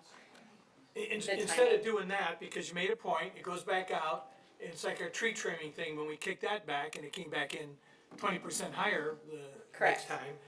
But there is a second responsible bidder on this. Mr. Mayor? But I think that, So you are aware, before you can reject a bidder as being non-responsible, you would need to hold a public hearing as to that particular matter. So we could not make that determination tonight. You would need to provide an opportunity for the primary bidder here to respond to that, and we would hold a hearing and decide whether in fact they are not Okay. responsible. So you couldn't make that determination this evening. You could continue it to a future meeting, but you could not make that determination tonight. Right, what do you guys wanna do? Can we continue it, and then that way we can get a full analysis back on the grant money and That's a everything week else? away? yeah, we Yeah. can bring it All right, back to that'd be the Okay. So, next, um, the workshop meeting. Not enough information to make a Yeah. decision So is tonight. there any objection to continuing item 13.9 to the next available meeting? There's no objection, however, if we could have the information on the cost overruns that we had in past projects with this contractor. Will As part of do. the report. Will do, thank you. All right, thank you. And just for clarification, you said that the dollar amount difference is $1.2 million between this bidder and the second bidder? Yeah, it was 6.4 was the low, 7.8, 7.9 for the middle, or for the second bidder. Okay. Yeah, so that's why I think Mr. Loa's question is really good, because we get these bids and then we start getting all of these change orders, and, you know, well, it was raining, or the sun was shining, or it was too hot, or it was too I will cold. pull the past couple projects, past couple years projects that we've had with this company. Thank you, thank you. Okay, All right, city clerk, make sure it goes on for that next one, I know we've already been working on that agenda. 1310, who pulled that? Mr. I did, Mo. Okay, sir. My only concern here is, I'm just wondering, how much of an outreach are we making to local landscape companies? I know that we have several here in Antelope Valley, and it seems like every time we have a contract that's let, it always goes to companies that are down below or elsewhere. So what kind of an effort do we make in landscape contracts to include our local contractor? so the way that Public Works bids their projects out, it goes out onto a Planet Bid site, where if a local contractor has submitted information to the city, they are emailed, blast that a project is being bid out. They need to be able to make sure that they have the correct insurance in place, the correct bonding in place. Pre-qualified. Pardon? Right, They need to be pre-qualified, they need to be able to have the right licensing in place. In this project, we, received 5 bids, and yes, none are local. I don't believe our project manager at the time called anybody local to see if they had gotten any bids or anything like that, so, Well, I know that we've engaged the chambers of commerce, to, make sure that they send these out, they work with these guys to make sure they understand the process. I don't know, Parkwood does a lot of work up here already, they've got a local office, but I think their headquarters is in Van yeah, Nuys, the correct? headquarters are in Van Nuys. Right, okay. You know, I think we've had a discussion on this council before, for our staff to be more proactive in terms of contacting the local contractors, not just in landscaping, but other projects as well, to make sure that they get on our list. I know that some of the local landscape companies are very well qualified, they meet all the requirements, they engage in some major projects, not only here in Antelope Valley, but around Southern California, so it just seems to me we're missing the boat in terms of making sure that we include some of these local contractors, which means local employment. We can work with our purchasing department and see how we can get a better idea of getting more local contractors on board on our jobs. Mr. Loa, can you also help them out and give them the names of any of these guys that you're referring to? Cause I know we've all talked with them in the past. Yeah, we have, about we've actually had Make sure you watch, workshops make sure you and- put in your bids, if you don't ask, the answer's no. Yeah. So it's very usual that we bring this up every time we have a contract like this. We always talk about if any local bidders did that. I think that is really something that we can do, the council. We can give staff direction to put a workshop together, something that we train those smaller contractors, because in honesty, our process, our applications could be intimidating when it's really not. And they may not understand what the real process is. You know, just the fact that they have to provide insurance, sometimes that scares smaller contractors. When's the last time we did that? In this case, No, we I have- was trying to remember, it's been a couple years. So in this case, it seems to be a small area, Avenue is between 42nd and 45th. Yes. I think that that's something that a smaller contractor would be able to bid for. But again, we need to make it available, the training, for our local contractors in general to be able to participate. There's millions of dollars available in city contracts, not only in Palmdale, everywhere else. But I think that it's important for us to actually provide the resources that they need. And again, I think that if we provide them with a workshop, that would be something that would really benefit our local contractors, and we'll just start seeing more local contractors bidding for projects. Yeah, I know we've done that before, I know that during COVID, all those things got wiped off the board. I know the chamber had previously assisted with that process. Can we can we gear that back up again? Yeah. Get the information back out to all of our chambers and you know, get it on our social media for these guys to, you know, participate in, because he's right. The bidding on these things can be complicated. I've had to bid on stuff before. Yeah. Not here, I don't bid local, but maybe I will in December, so. When contracts to local landscape companies are being let out to, for example, Antelope Valley College, you know, the city of Lancaster and others like that, it just seems to me that somehow we're missing the boat. And I agree with Mr. Carrillo on this point. And I've been told that it is difficult to get on this list, not just for landscapers, but other contractors as well. So the contractors generally just have to go to our city government site, our purchasing department, and input information. And then if they input their information based upon their commodity of what work that they do, they're automatically emailed. When we put our information in as a project, we put our commodities that project would entail, like landscaping or concrete or heavy grading. We gear our projects to the correct commodities, so we're not just shoveling out to everybody. But yeah, we will definitely work together with our finance department, purchasing agent. several years back, we did a very big workshop in the cultural center, got a lot of great information back out to the contractors. I believe there was another one that I did that was over at the theater and at the college that the Palmdale participated in. So we have been doing that. I think COVID kind of probably put a little damper on it, but we will definitely work that back again. I know one of the things that's happened in the past when we've done these is the contractors figured out that they didn't check the right boxes for the type of project that they were aggravated about that they didn't get a bid for. So I think that that's something that's important too, is to help them to understand that, again, you need to put out, check all the boxes, list all of your qualifications, list all of the bids, because all they have to do is sit there and wait, and it'll come into them. Will come if to them. they've checked the right Yes. boxes. But that's, I think, the key is for them to learn that, you know, if you're a landscaper and you check out landscaping, that might not give you a notice on a bid for tree trimming. So, Correct. okay? Correct. So, all right, anything else on this? I just want to make sure that we're not setting up any barriers or a chilling effect in terms of having our local businesses apply to submit bids.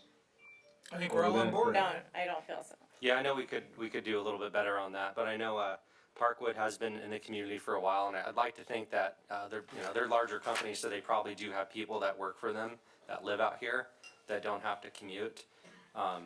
Maybe get some of that info for next time. So if we do go with outside contractors, see if they do have a workforce up here that resides. But fiscally speaking, they had a really competitive bid. They came in around 70,000 lower than the next guy. So that's more money the city has to reinvest back in the community.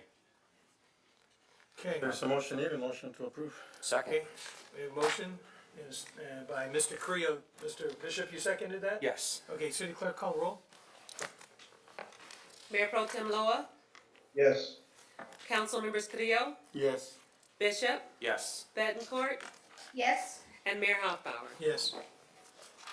Okay, 1322, I asked to have that pulled off. You know, I'm just having a little difficulty because we made a big deal about that we weren't in a state of emergency. We had all kinds of hours of public testimony on this stuff, and we're just falling back on, oh, well, but the governor says there is. So I think that we have the ability to still do the call-in process without buying into, it's a facade, I think, that we put up by saying we're just gonna rely on the governor's declaration, when we've made a declaration to the exact opposite. So I think that there's a method and means by which the council member that is either, well, for example, when you're sick, or if you're, out of the area on a meeting, it's pretty simple. And when I wasn't feeling good, I had it set up with the city attorney, we're gonna post a note, and I'm gonna have it out in the parking lot over there at Starbucks. But I tested clear, and I was able to come in for the meeting. So there's ways of doing it. So I would move that we not adopt 13.22.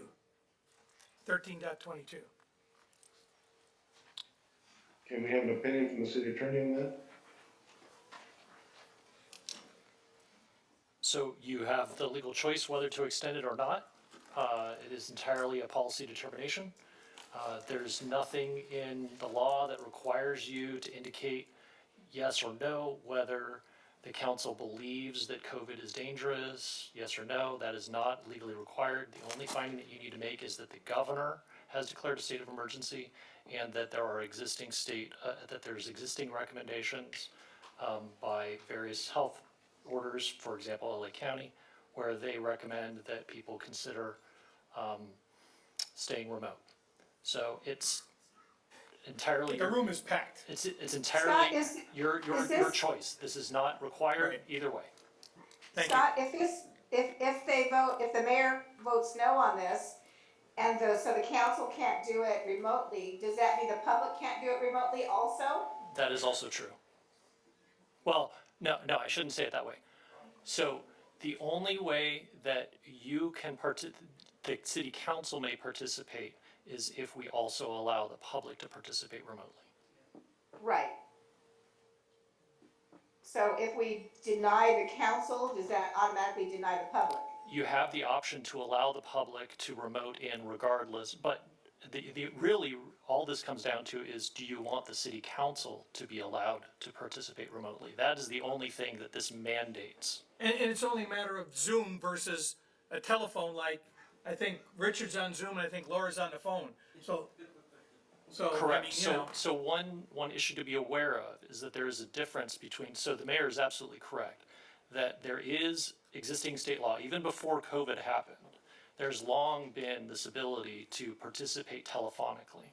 But that includes what I will call clunky mechanisms to allow that to occur.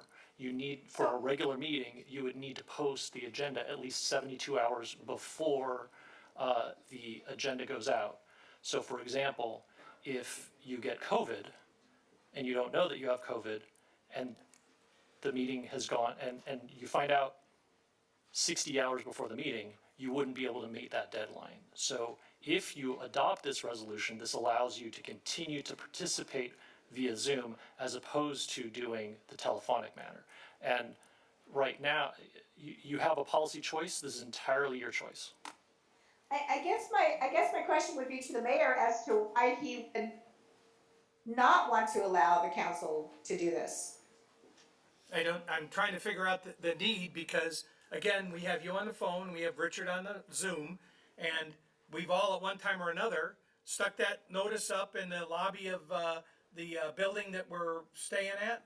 We posted it on the door, we've taken a picture and sent it to the city clerk and the city attorney that the door is open, it's propped open, there's a seat here, and we can move forward. So, you know, again, I'm doing it, my thought on this is that. Yeah, I do believe, Mayor, that some council people, maybe it was you, actually did a meeting from their hospital bed. I don't know that the hospital would be really happy with us posting stuff on their doors and having the public come into a hospital room to watch you do a council meeting. Well, I could have gone down the hall to the waiting room.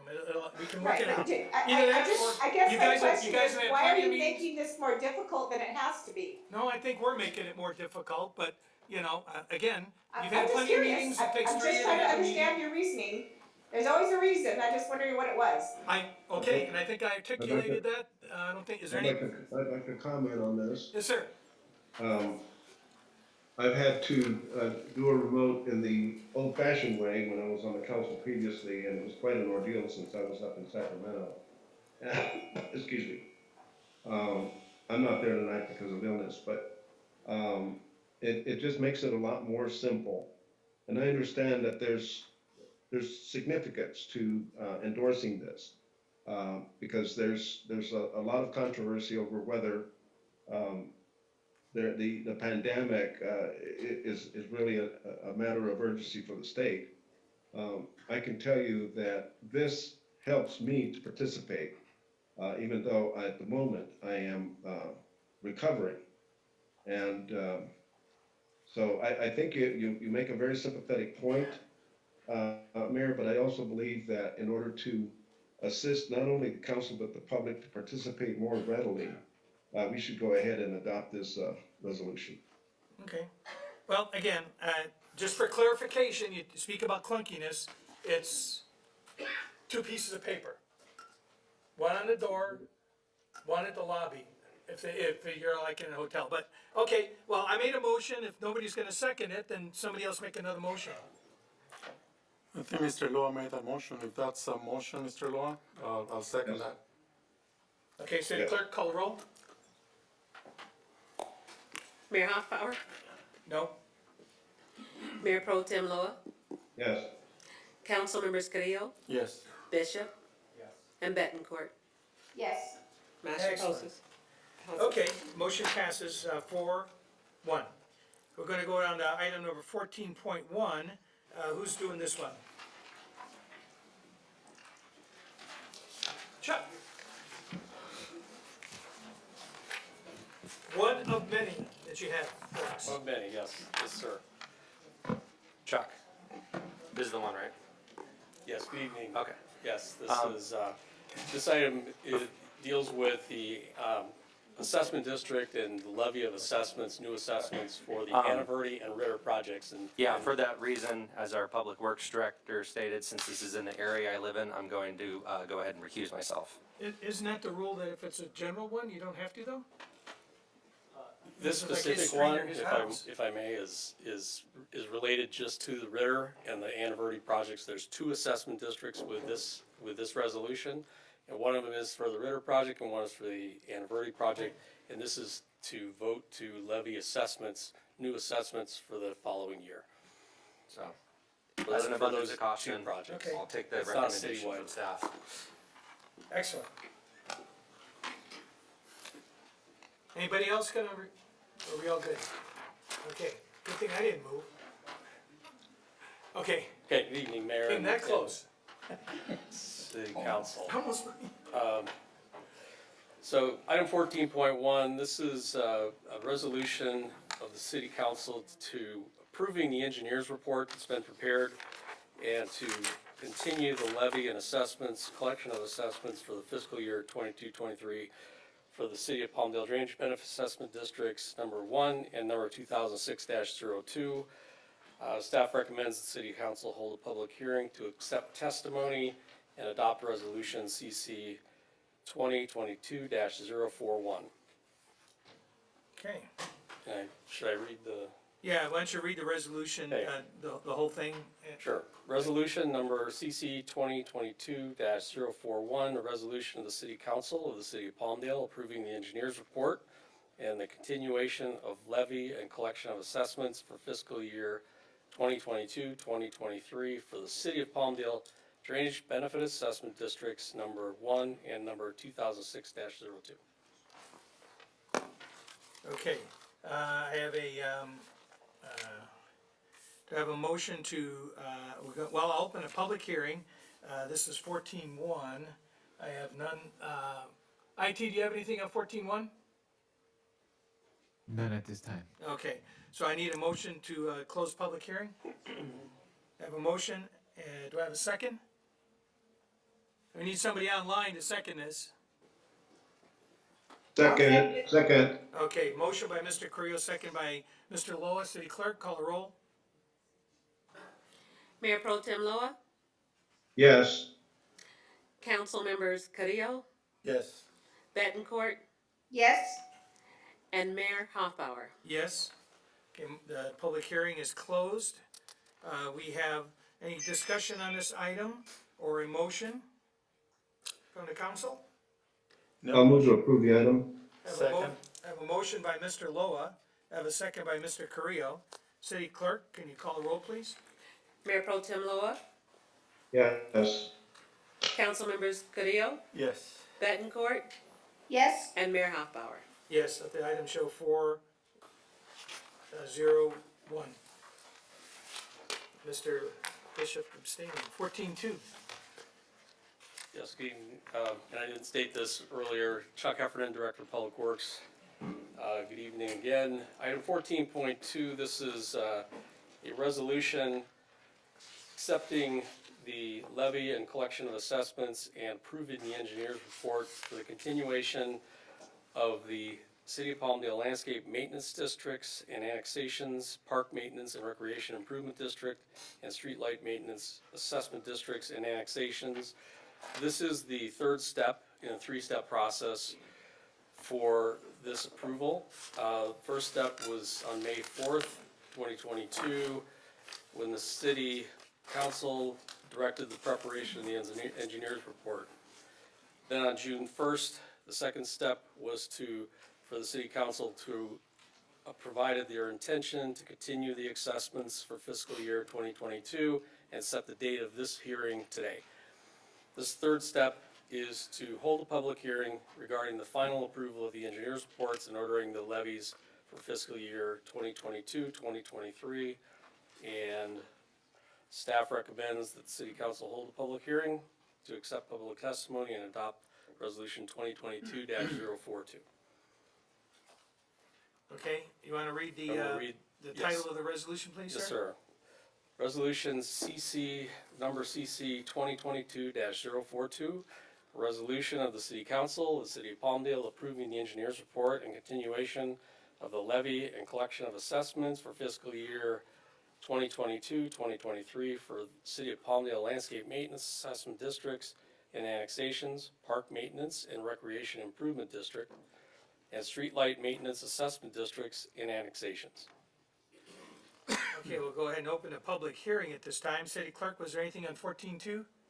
No, sir. Okay. IT, anything on 14.2? None at this time. Okay, I need a motion to close public hearing. So Move to close public hearing. I have a motion, motion in a couple of seconds. City Clerk, sort it out, call the roll. Mayor Pro Tem Loa, Yes. Councilmembers Carrillo, yes. Bishop. Yes. Bettencourt, Yes. and Mayor Hoffbauer. Yes? Okay, so, Mayor, I have a question. okay, Mr. Heffernan, on page 6 of 7, with respect to the Rancho Vista Neighborhood Park, it states that it's not developed, and that again is an example of how long it takes to complete a project. What's the status of that park at Rancho Vista? The status of the park, I think, I'm gonna turn that one over to Deputy Director Glidden. She got an update from staff just today. It's very close, and we're actually we've got, some temporary lighting You're doing great. with Edison, so I'm gonna let her. As of right now, all the trees, with the exception, I think 4 are being put in. The plant material we should be put in before the end of next week. We are having a ribbon cutting scheduled on August 1st. We have temporary lighting, solar lighting that'll be put in because we do have a delay with getting an Edison pedestal installed. So we're gonna put up a temporary solar lighting on all our lights that we have existing. And then with regards to irrigation that needs power, we're currently using battery packs for that. So we're currently watering that we need to water. The only thing that is not going to be done is the hydro seed, because one, we cannot hydro seed under our current water restrictions with LA County. It's too warm to hydro seed, and at that time to do it when we were looking at it, it was going to be too warm. And then with the restrictions, we would not be able to get enough water on that hydro seed to germinate. So we are looking to go in and hydro seed in the fall when we do get cooler nighttime temperatures, which is the better time, and then go from there. So. All right, so then the next time we have to deal with these assessments, we'll be able to see it as a developed project and not on the not developed list at long last. That's right. Yep. All right, thank you. That's a very good report. Thank you, Lynn. And we do have Palmdale History Park and AC Warnack that still remain on the not developed list, so hopefully we'll have some kind of progress on those 2 parks as we move forward. have we made any progress whatsoever on the AC Warnack Park of the access issue with the aqueduct and the state and those guys over there? You know, I'm familiar with that issue, Mayor, but the last time I remember that being addressed was many years ago. And so if that. I think that's kind of the point, but. Yeah, and so I think that if that is a council, priority, then that's something we need to step up. I just think that there's a lot of people are looking to have, and I don't know where Palmdale Park came out. I think it was the Pioneer Park, I think was the name at one point. I've got a document in the back room. I think that's what it was called, over there by the cemetery. And county gave us that property back in the 90s, something like that, maybe early 2000. And again, that would be a real benefit to that neighborhood over there. So again, I think we need to continue our efforts to seek out the grant funding through the various sources, and try to find a method and means by which to get some of these. You got the same thing up at the Arnie Q Park. You've got less than 25% of that's been developed, and the part that was developed was the drainage basin. So I think the council and the community has put a high priority on our parkland, and we all know that's important to people's well-being and stuff like that. So, all right. Anything else from the council on With this? respect to Warren Act, sir, we'll talk with, Yeah, we can touch bases city on that. manager and get that tuned up. Anybody else? No. Or is it? Ms. Bencourt, anything? I want to make sure we get the online, we don't miss it. Ms. Bencourt, are you still there? So I said, thank you. Okay. I'll make a motion to approve. Second. Okay, I have a motion by Mr. Bishop, second by Mr. Loa. Yes. Did we close the public hearing? Yes, we did. We did? Okay. All right, go and call roll. Mayor Pro Tem Loa, Yes. Council Members Carrillo, Yes. Bishop, Yes. Bettencourt, Yes. and Mayor Hoffbauer. Yes. Thank you. Okay, we're at IT item number 14.3.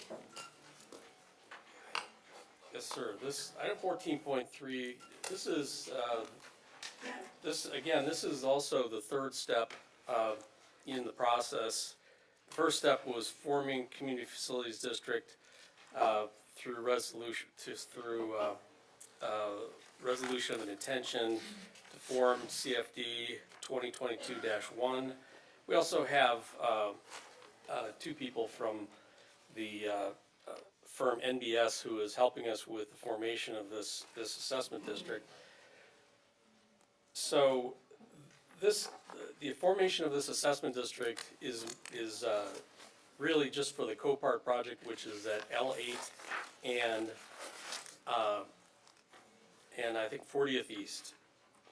With that, it also shows a future annexation area, which is the entire city boundary. So that future assessment districts, lighting, could be landscape maintenance districts, will be a much easier process because those districts will not be forming new districts. So we're having this unwieldy number of districts. We'll have one CFD, it'll have many sub-districts. These will be annexed in and they'll have their own rate and method, but it'll be a much easier process. So this is the first step of that. And tonight, due to I guess you might call it a glitch, we're actually not gonna read the ordinance, but we are gonna open the ballots and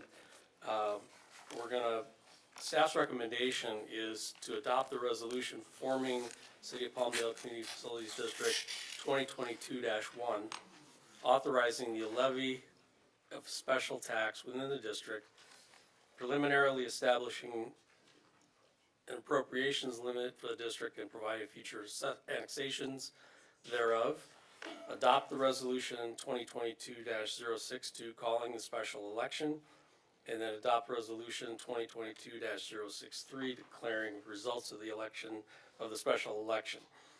And then I believe at that point, we just introduced the ordinance levying the special taxes within the district. Okay. Let's see. Item 14.3, IT, you have anybody on 14.3? Not at this time. Okay, City Clerk, do you have anything on 14.3? No, sir. I need a motion to close public hearing, please. So moved. Second. I have a motion by Mr. Carrillo and second by Mr. Bishop. City Clerk, call the roll. Mayor Pro Tem Loa, Yes. Council Members Carrillo, Bishop, Yes. Bettencourt, Yes. and Mayor Hoffbauer. Yes. Okay, so the question that's come up in the past is, I know this helps facilitate the process when we bring new ones in. What does it do for the LMDs that had voted themselves out? What happens with those? So the LMDs that have voted themselves out, those individual areas would have to go through another vote. And they would have to vote to assess themselves. We go through a vote where everybody would get a ballot and then they would form the district through that vote. And then that would be an annexation to this district. But they would have to vote to have So themselves they assessed. don't automatically get sucked into the No. CFD? No, they don't. Okay. Is it a 50% vote or is it a 75 or what's? It's a 50% vote. I'm gonna ask Sarah to weigh in on this. I So it believe should it's a be 51, 50%. I believe it's 50% plus one on a LMD. 50%, but it's of the landowners. Okay. Yeah. Yeah, that's correct. Well, so if it's a CFD is considered a special tax, and that is a 2/3 vote.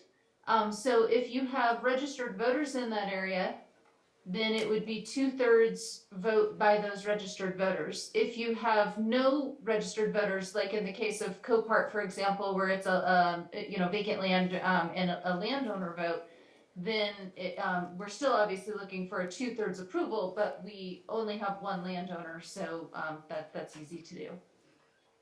In the case of an assessment district, that's a majority protest ballot proceeding, and that is a majority approval. So the two different mechanisms have two different approval thresholds and approval processes. Okay, so, there's a couple of, LMDs that specifically I get calls on, like, every week. One of them's at, Avenue S and 25th, I believe, and, it really looks like hell over there, but 3 times they voted it out. And the other one we've had repeated, no votes on has been, for the area around the AV Country Club, over there. So if they decided they wanted to participate, they would go through the LMD process for majority vote, and that LMD then would be accreted into the CFD. Do I understand that correctly? 'Cause Yes. I'm getting questions on this right now. Right. Okay, because And if I you have got people people, that they, no matter what, they don't wanna be in. and if you have people that are interested in starting that process, absolutely have them come talk to me, and we can get NBS, engaged and talk to them about the process, what that might be. There's been several of those discussions Yeah. with both those areas, so, okay. Then what happens, how do we have, LMDs right now, and we account for, within the engineering report, for the expenses and the work and the, labor and materials within those LMDs. So how does someone at X and Y streets, how do we handle the accounting on this if now the LMDs are gone and it's a CFD that they're getting their correct share of work within their neighborhood? Because we've had this discussion before where some of them really look like hell, and it's just because that's just the way they look, and even though they're in an LMD, it doesn't look like much is happening there. And other ones look really nice, and it's people try to figure out why is that happening. And the concern that I'm getting from calls from people right now is, how do I know that the money is gonna get shifted over to somebody else, and now I'm gonna get shorted?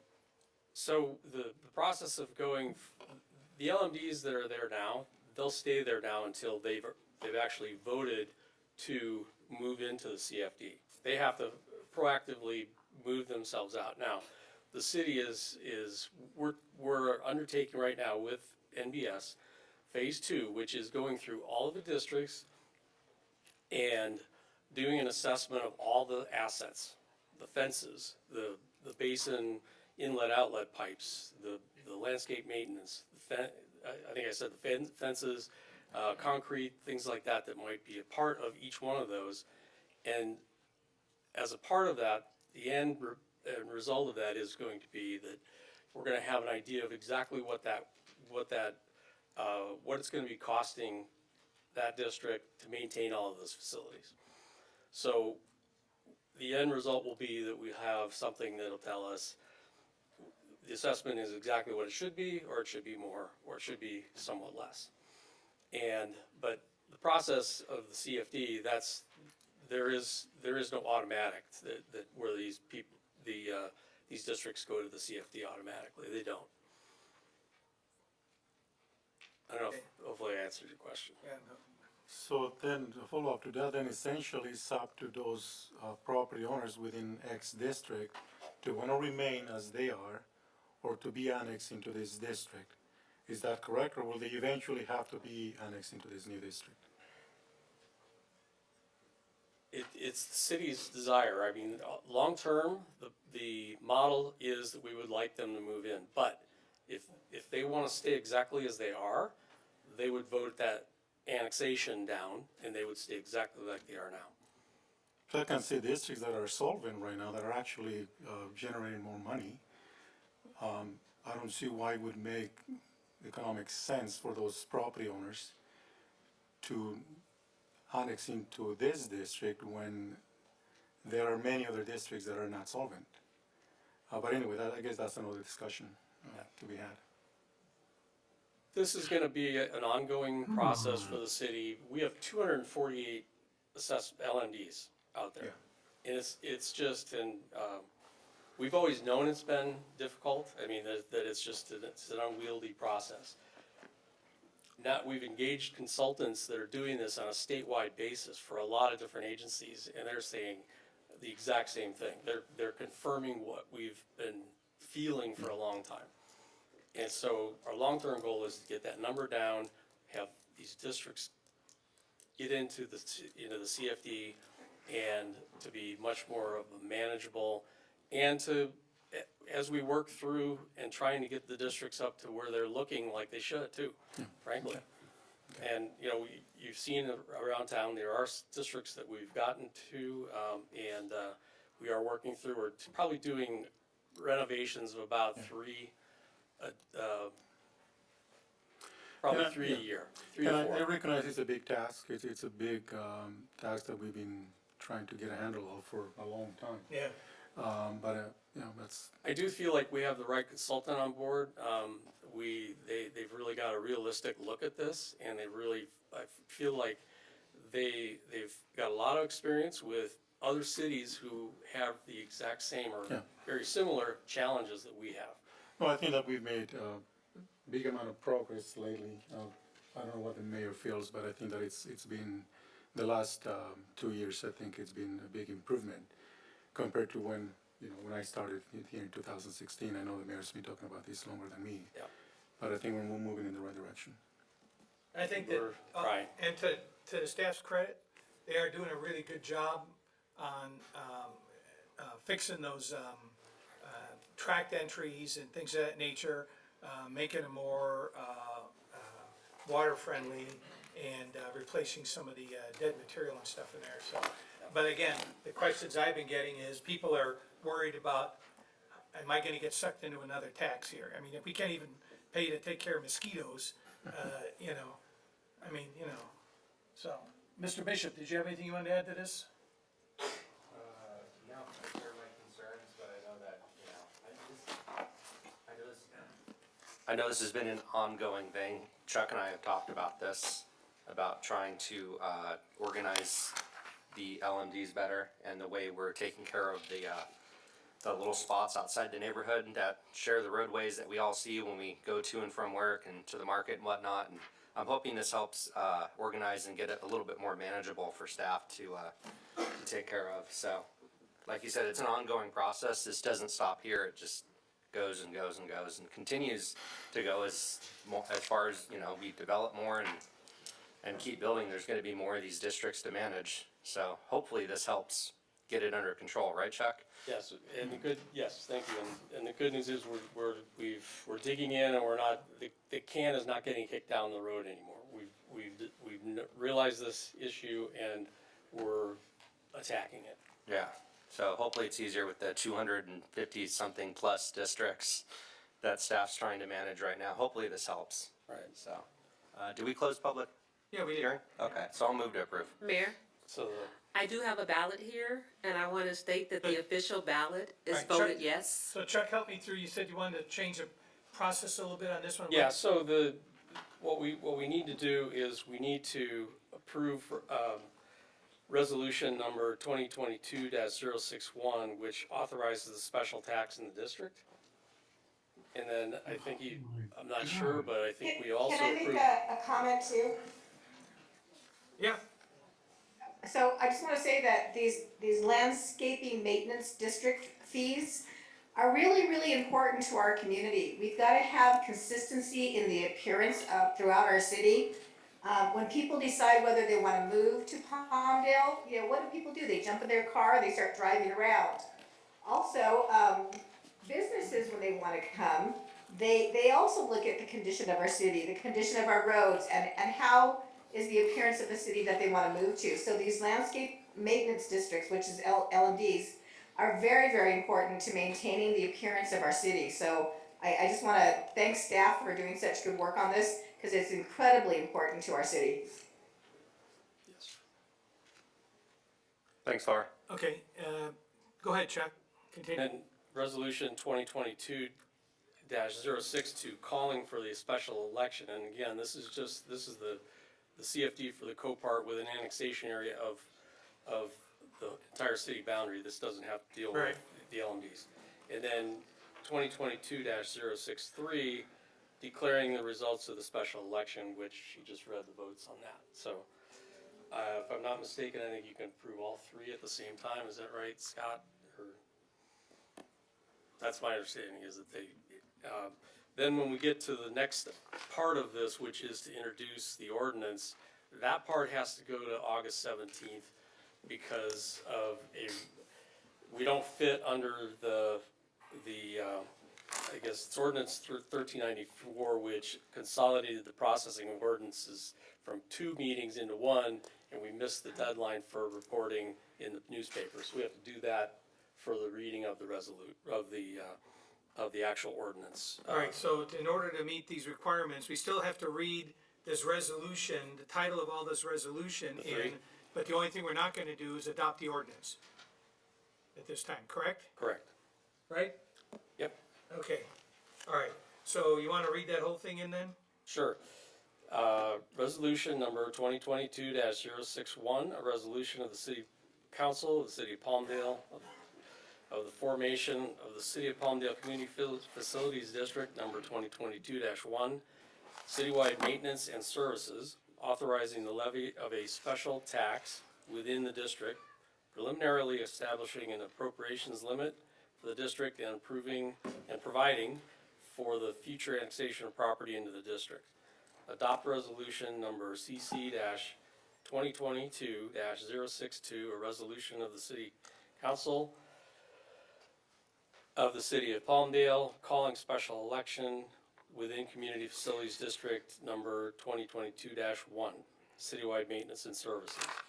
And adopt resolution number CC 2022-063, a resolution of the City Council of the City of Palmdale declaring results of the special election and directing a recording of notice of special tax lien, Community Facilities District number 2022-1, citywide maintenance and services. Okay, so, Deputy City Clerk, so we wanna open this ballot at this time? Which I've already opened to start, and it states that the ballot is voted yes. Okay, so, IT, do you have any public comments on 14.3? Did we already do that? We did that. Well, it's got open the hearing here. We already did that though? Yeah. We have a panelist, Paul Thimig, that wishes to speak. He's the bond counsel. But did anybody have any questions for Mr. Timmig? I don't. Okay, I'm not hearing any, so, all right. All right, so I need a motion then on this item, I think I made the motion a little bit ago, so I'll stick with my original motion. okay? Second. Motion by Mr. Bishop, second by Mr. Loa. I think that was actually for the other item, but, okay, for the public hearing part of it. All right, City Clerk? Mayor Pro Tem Loa, Yes. Council Members Carrillo, Yes. Bishop, Yes. Bettencourt, Yes? and Mayor Hoffbauer. Yes. Okay, we're gonna take a break. It's 9 o'clock and we need to be able to take a break. It's not like you guys at home that just can leave us looking at a chair. So we'll be back in about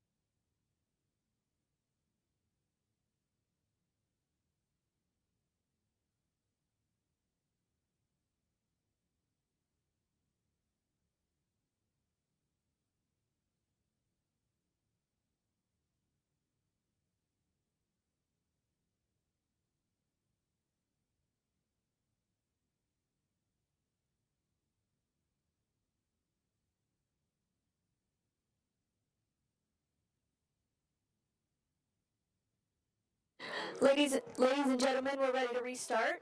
Can't hear me? Turn me up. I can hear you. Can you hear me? Yes, we can, Hear you, Mayor Pro Richard. Tem. Is the mayor not going to return? What is the situation?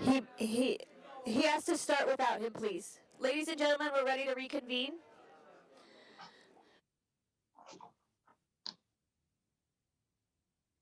All right, and if I'm not mistaken, we're at 14.4? That's correct, Mayor. Don't step me Mayor Pro up. Tem. Excuse me.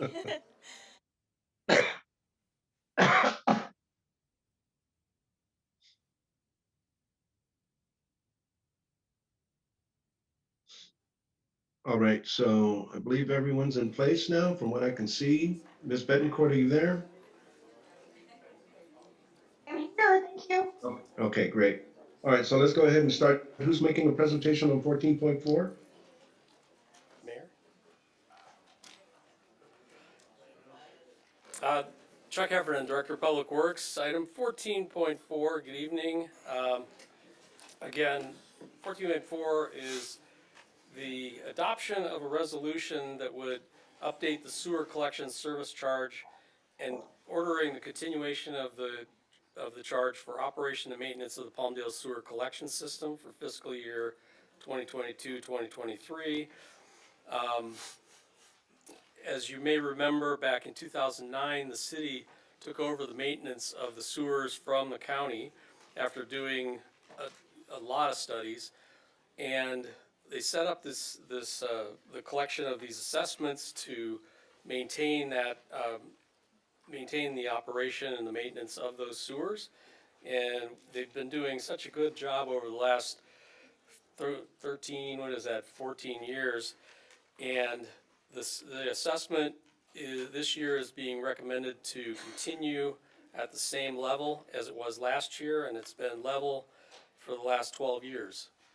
So no assessment increase, not even CPI. And it really has to do with staff's ability to stay ahead of things and really stay on top of maintaining the sewers and not letting them get out of hand. So I guess I'll read the resolution, number CC 2022-043, a resolution of the City Council of the City of Palmdale updating the sewer collection service charge and ordering the continuation of the charge for operation and maintenance of the Palmdale sewer collection system for fiscal year 2022-2023. Staff recommends that the City Council hold a public hearing to accept the public testimony and adopt resolution 2022-043, and staff is available for any questions you might have. Very good. So at this point, we'll open the public hearing. Is there anyone online or on the phone on this item? None at this time. Okay, very good. Are there any persons in the chamber that would like to address this point? None at this time. Is there a motion to close the public hearing? So moved. Mr. Correa, is there a second? Second? Okay, it's moved and seconded. May we have roll call, please? Mayor Pro Tem Loa? I'm sorry, did the ordinance get introduced? Chuck? Is Oh, this the same process I thought as it the was. other ones? Did the ordinance have to be introduced or no? I think we're just closing public comment. No, this isn't an ordinance. This is a resolution for Okay. updating the sewer collection service charge and approving the report. Okay, just So clarifying. I'm closing the public comment at this point, and that's the motion and the second, correct? Yes. All right, so may we have a roll call, please? Mayor Pro Tem Loa? Yes. Council members Carrillo? Yes. Bishop? Yes. Betancourt? Yes. Mayor Hoffbauer? Missy's not back. All right, are there any questions regarding this item from council? No. I'll make a motion if now's the time. I'll make a Okay, second. All right. Any further discussion on this item? Any questions? I just want to note that this is one of the fees that is not going up. In the staff report, it says that it's going to remain the way it is. In fact, for the next couple of years, I believe. So I think that's good news for the residents. This one's not going up. That's a good point, Mr. Carrillo. Any other comment? No. Okay, may we have a roll call, please? Mayor Pro Tem Loa, Yes. Council Members Carrillo, Yes. Bishop, Yes. Bettencourt, Yes? Mayor Hoffbauer. Very good, the matter passes. We're going on to 14.5 then. Who's Yes, making the sir. presentation here? Yes, sir. Chuck Heffernan, Director of Public Works, again. Item 14.5, this is the vacation or the abandonment of a segment of 6th Street East, and this is in the area of the Palmdale Transportation Center. And the purpose for this is for Edison to be able to put electrical cables in the area where the street is currently. Before they'll do that, they want the right to have an easement there and not be subject to a public right-of-way that is the subject of the vacation. So the process is to vacate the street, then we would issue an Edison, their own easement on city property, and then they'll bring this new power into the Palmdale Transportation Center and install electric vehicle fast charging stations in the parking lot. So, at the top of the second page of the staff report talks about the previous actions that have taken place to set us up for this action. In deference to time, I'll not go through that unless someone would Very like. good. Do you need to read that resolution into the record? Do I? Is that necessary? Sure, I guess it is. Thank you for that. Okay, resolution number CC 2022-077, a resolution of the City of Palmdale, of the City Council of the City of Palmdale, ordering the vacation of a segment of 6th Street East, 100 feet south of Sierra Highway to 220 feet north of Avenue P14, and the reservation of the utility easements therein. Very good. So we will now open the public hearing. Is there anyone online or on the phone that wishes to address this item? None at this time. Is there anyone in the council chamber that wishes to address this item? None at this time. Very good. Is there a motion to close the public hearing? Motion to close public hearing? Second. Second by Mr. Carrillo. Call the roll, please. Mayor Pro Tem Loa, Yes. Council Members Carrillo, Yes. Bishop, Yes. and Bettencourt. Yes. Motion passes. Okay. So we need to entertain a motion then to adopt this. So moved? Second. Oh, wait a minute. Okay. So it's been moved. I'm sorry, I didn't catch who moved it. I did, Bishop. Mr. Bishop. Okay, seconded by. Carrillo. Okay, is there any additional comment from any of the council members? Hearing none, will we have a roll call, please? Mayor Pro Tem Loa, Yes. Council Members Carrillo, Yes. Bishop, Yes. Bettencourt, Yes? The matter passes. All right, so we'll move on to 14.6. Is that you again, Mr. Heffernan, or someone else? Hi, good evening, Council. This is Jasmine Alvarado with the Planning Division, and I'm speaking on 14.6. Yes. The project before you tonight is Ordinance 1589. Oh, there you go. Thank you. An ordinance of the City Council of the City of Palmdale approving specific plan amendment 21-001. It requests to modify land use designations, permitted uses, and standards of development for the Rancho Vista specific plan, submitted on behalf of the applicant, RY Properties. Okay. So are we, there are 3 different sites that are being proposed here? Oh, yes, I do have a slide that includes that, yes. Okay, now, and so there are 3 separate applicants? No, this is one applicant that is making the modifications for the specific plan. Okay, very good. And this is not a public hearing matter, is that correct? I believe it is, yes. It is a public, Yes, it is. it is a public hearing? Yes. Okay. All right, so then, let's go ahead and open the public hearing. Is there anyone online or on the phone regarding this item? I think she's doing a presentation, Mayor Pro Tem, on. Oh, okay, all right, I'm sorry. Let's hear the presentation. Thank you, Mr. Correa. Sure. I'll make it quick. This specific plan is generally bounded by West Avenue and 8 to the north, 55th Street west to the west, the California Aqueduct to the south, and 30th Street west to the east. I would like to mention that there are no development being proposed in conjunction with this request. The proposed project is a request to amend the specific plan as follows. It would change the land use designation from commercial to urban village residential on approximately 11 acres located at the southwest corner of Rancho Vista Boulevard and Avenida Vista Verde. It would also change the land use designations from urban residential to urban village residential on approximately 34 acres located west of Rancho Vista Boulevard and Tilbury Drive.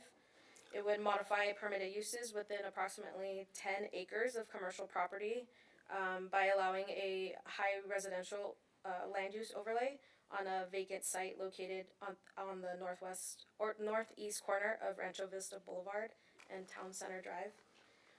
It would also modify the permitted uses within the urban medium residential and urban village residential designations, and also clarify development standards for urban residential, urban village residential, high residential overlay, and the golf course community designations.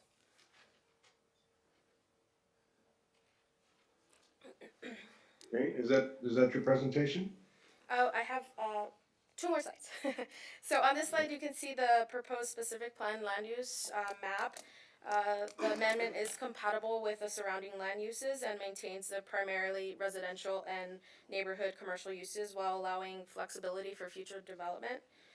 In addition, the amendment is designed to continue orderly development while adhering to the guidelines provided within the specific plan and the Palmdale Municipal Code.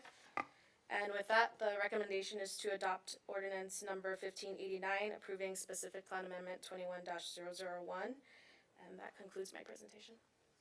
Very good. So at this point then, we would go ahead and open the public hearing. Is there anyone online or on the phone? Excuse me, Mayor Pro Tem, can we introduce the ordinance, please? Oh, wasn't it done? Sorry about that. Can we have it introduced, please?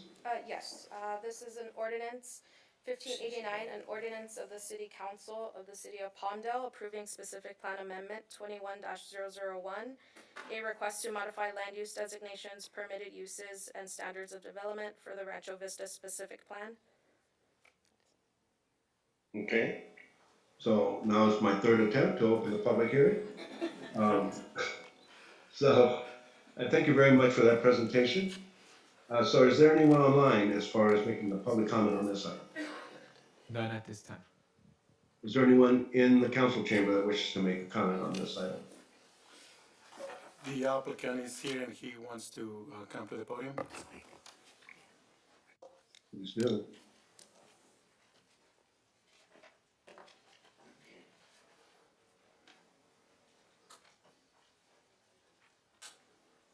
Good evening, Mayor and council members.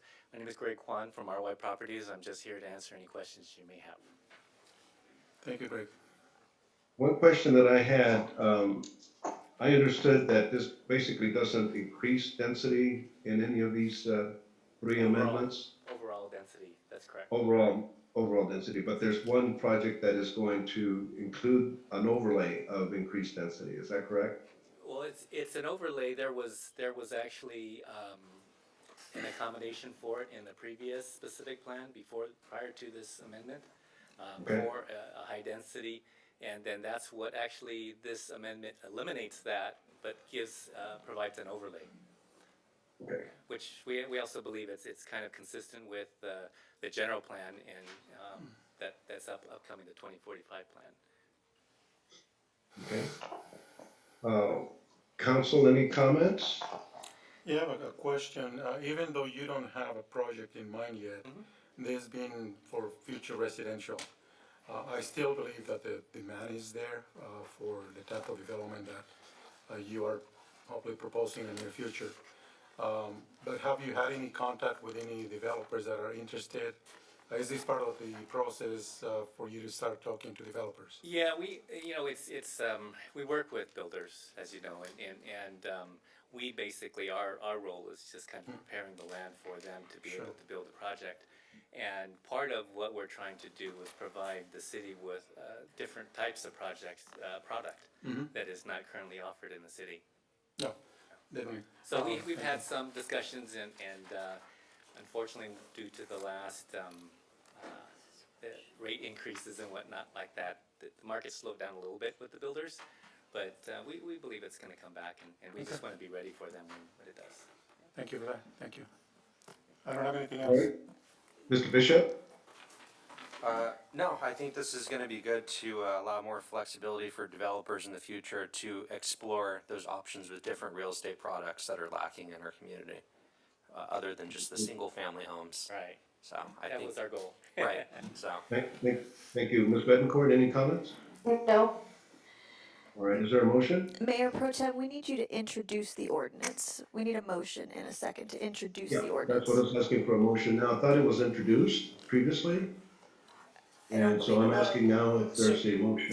So we had the reading of the title, so now we would need a motion to introduce the ordinance. Is there a motion to introduce the ordinance? Motion. I'll make the motion to introduce the ordinance. Ms. Bettencourt, is there a second? I'll second that, Carrillo. Mr. Carrillo, second. All right. Is there any other comment to be made on this item? If not, roll call, please. Mayor Pro Tem Loa, Yes?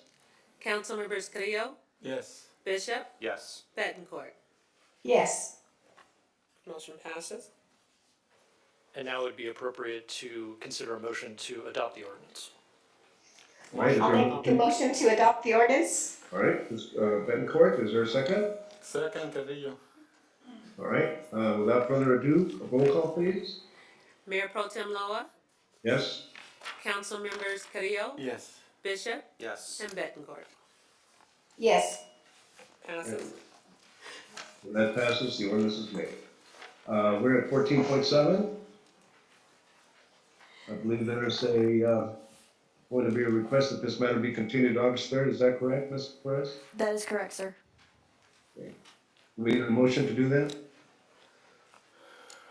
If we do, motion to continue the item. Second? Maria, second by Mr. Bishop. Call the roll, please. Mayor Pro Tem Loa, Yes. Council Members Carrillo, Yes. Bishop, Yes. and Bettencourt. Yes. Okay, the matter is continued to August 3rd, 2022 meeting. 14.8.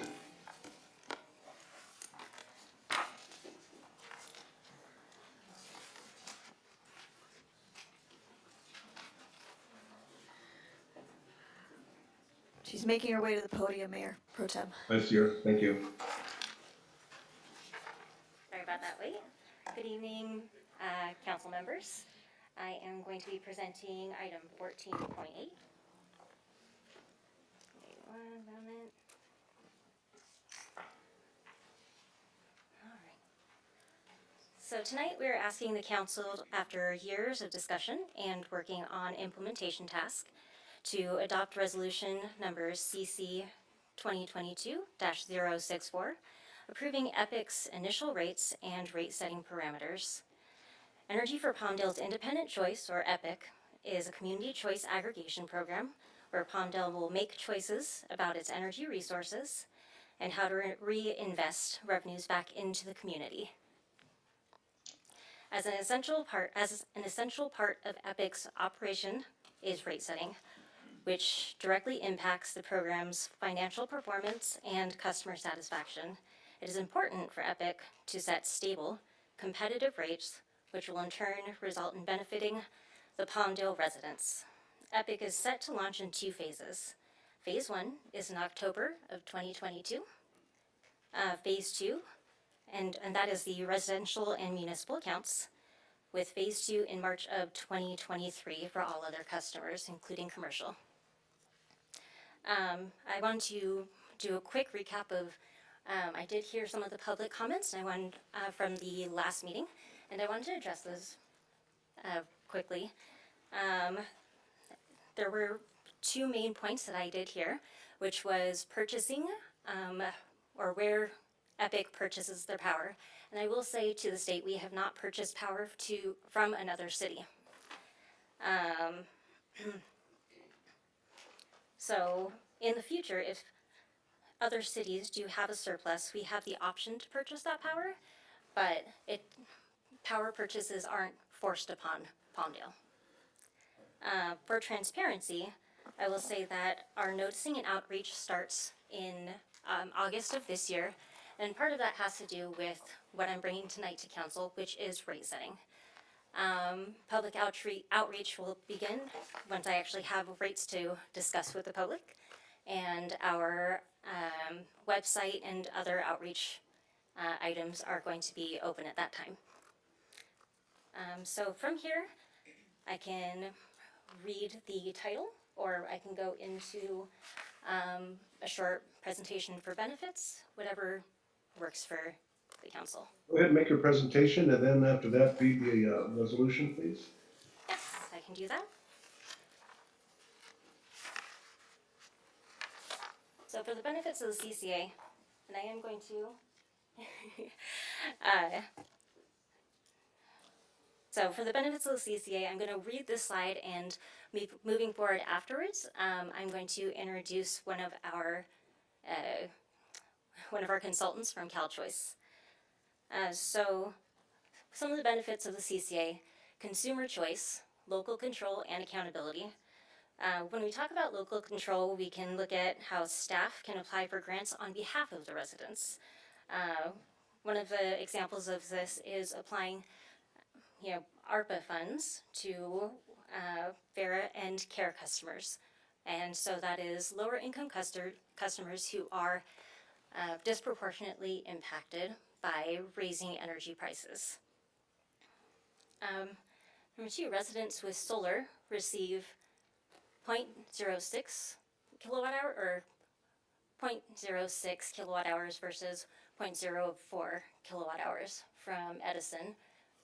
So basically what that sums up is Epic is going to be paying more for the energy coming back to the grid if you have solar panels. Revenue is reinvested into the community and not distributed to shareholders. So what this is talking about is the CCA is a community program, and we are a replacement for an investor-owned utility. So right now, the revenue from your electric bill does go to investors versus bringing it back into the community for community programs. Control over local energy rates and energy development. It encourages local job creation and promotes equity and environmental justice for underserved populations, such as low-income solar programs. So from here, I'm going to go ahead and introduce Kathy DeFalco from CalChoice. You good? Mr. Falco? Thank you, Tammy. Good evening, council members.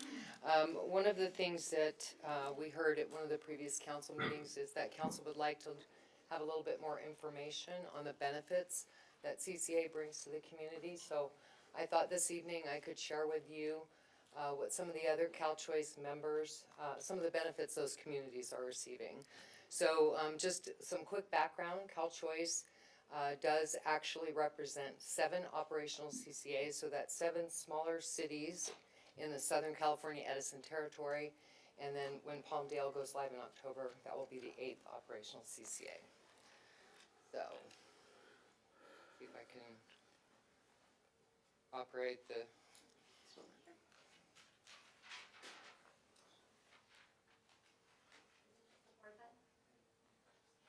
It's not working.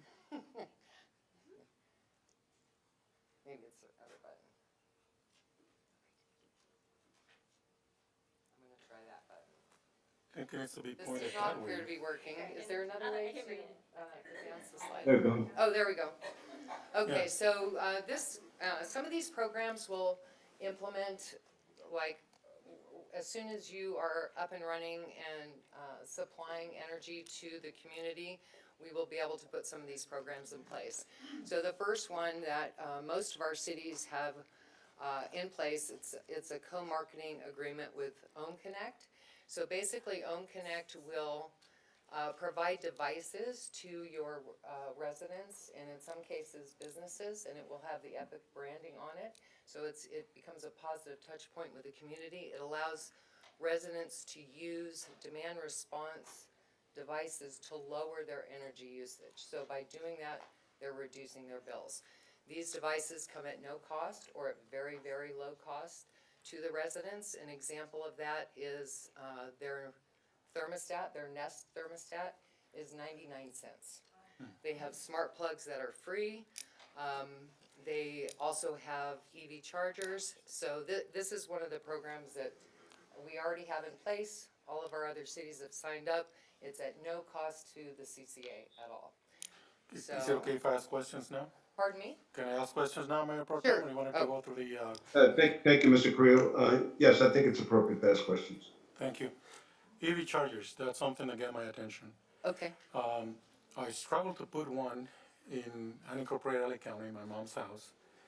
And that's Edison in the county. I understand there's a big challenge. And believe me, I went through it. It took me a year Oh, to wow. put a charger in a separate meter.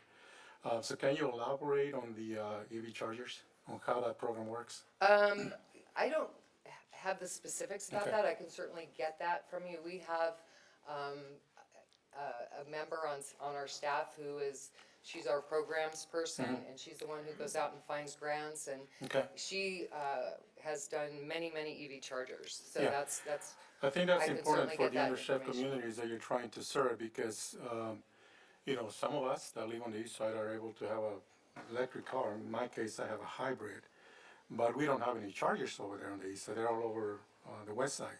I'm just making So that got my attention. If there is a program where residents are able to apply and get an EV charger at Okay. home, I think that would be a big Yeah, benefit. and Juan, I wanna follow up on that. My question is, are these, benefits just for homeowners, or are they available to renters also?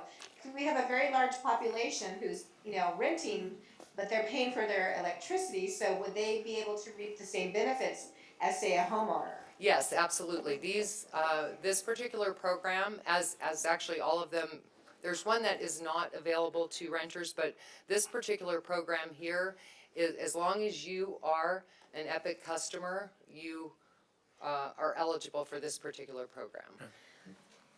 Okay, and when we talk about, keeping the money local for our residents, that money could be put towards the cooling centers that, Mr. Alvarez had talked about earlier, right? We could come up with cooling centers, or maybe assist the schools in keeping, costs down for our schools and keeping their electric bills down. The school district, that's absolutely a great, there's wonderful programs that we can do with school districts. So that's certainly, we can work to reduce their bills. There's battery storage with solar options that we can work with them. There's a lot of different options to help those school districts reduce their bills. Okay, great, thanks. Yeah, absolutely. Next slide, which button is it? And just to add to that real quick, I apologize, my asthma keeps kicking in, so everyone's only hearing me struggle for breath. But just to add to that, on the renters, I actually had a conversation just earlier today in terms of how we would look for that. So we are working on that, because I know a lot of times when you do purchase a vehicle and you own a home, you can kind of finagle some way to get a hold of an EV charger in your home, but that's definitely harder for renters. And as we move towards EV being, implemented more, it is something that we are very aware of, and we want everybody to have that access. Slide. Thank you. So that is a great segue into transportation electrification. This is something that the state is pushing, but and because of that, it provides tremendous opportunity as a CCA, because there's funding available from the state to assist with some of these. So again, just an example of programs that some of our other CalChoice cities have implemented is to partner with a local dealership So the CCA, Epic in this case, would be able to perhaps provide a refund if somebody goes to one of the local dealers and buys an electric vehicle. And there's also state rebates available. So you can work out a program, you can market this program, it increases your, your sales tax within the city, it stimulates the local economy, and it helps the state reach its goals. So there's a lot of positives to this, and because it is one of the state's larger goals in decarbonization, there's lots of grant money available for this. And also, we were talking about EV chargers. That's I almost want to say low-hanging fruit, especially not necessarily for homeowners, but in the public domain. There are a lot of partnerships available out with consultants that want to pilot programs, even Edison. There are some cities that work with Edison on a Charge 2 program. So there's just a lot of different opportunities out there to get these EV chargers out in your community, at hospitals, at your park and rides. There's a lot of different options. And again, we do have somebody on staff that will help us. You give us, what you would like to see in your community, and we will help find those opportunities for you, and then work with staff to get those directives in place for your community. So, next slide, please.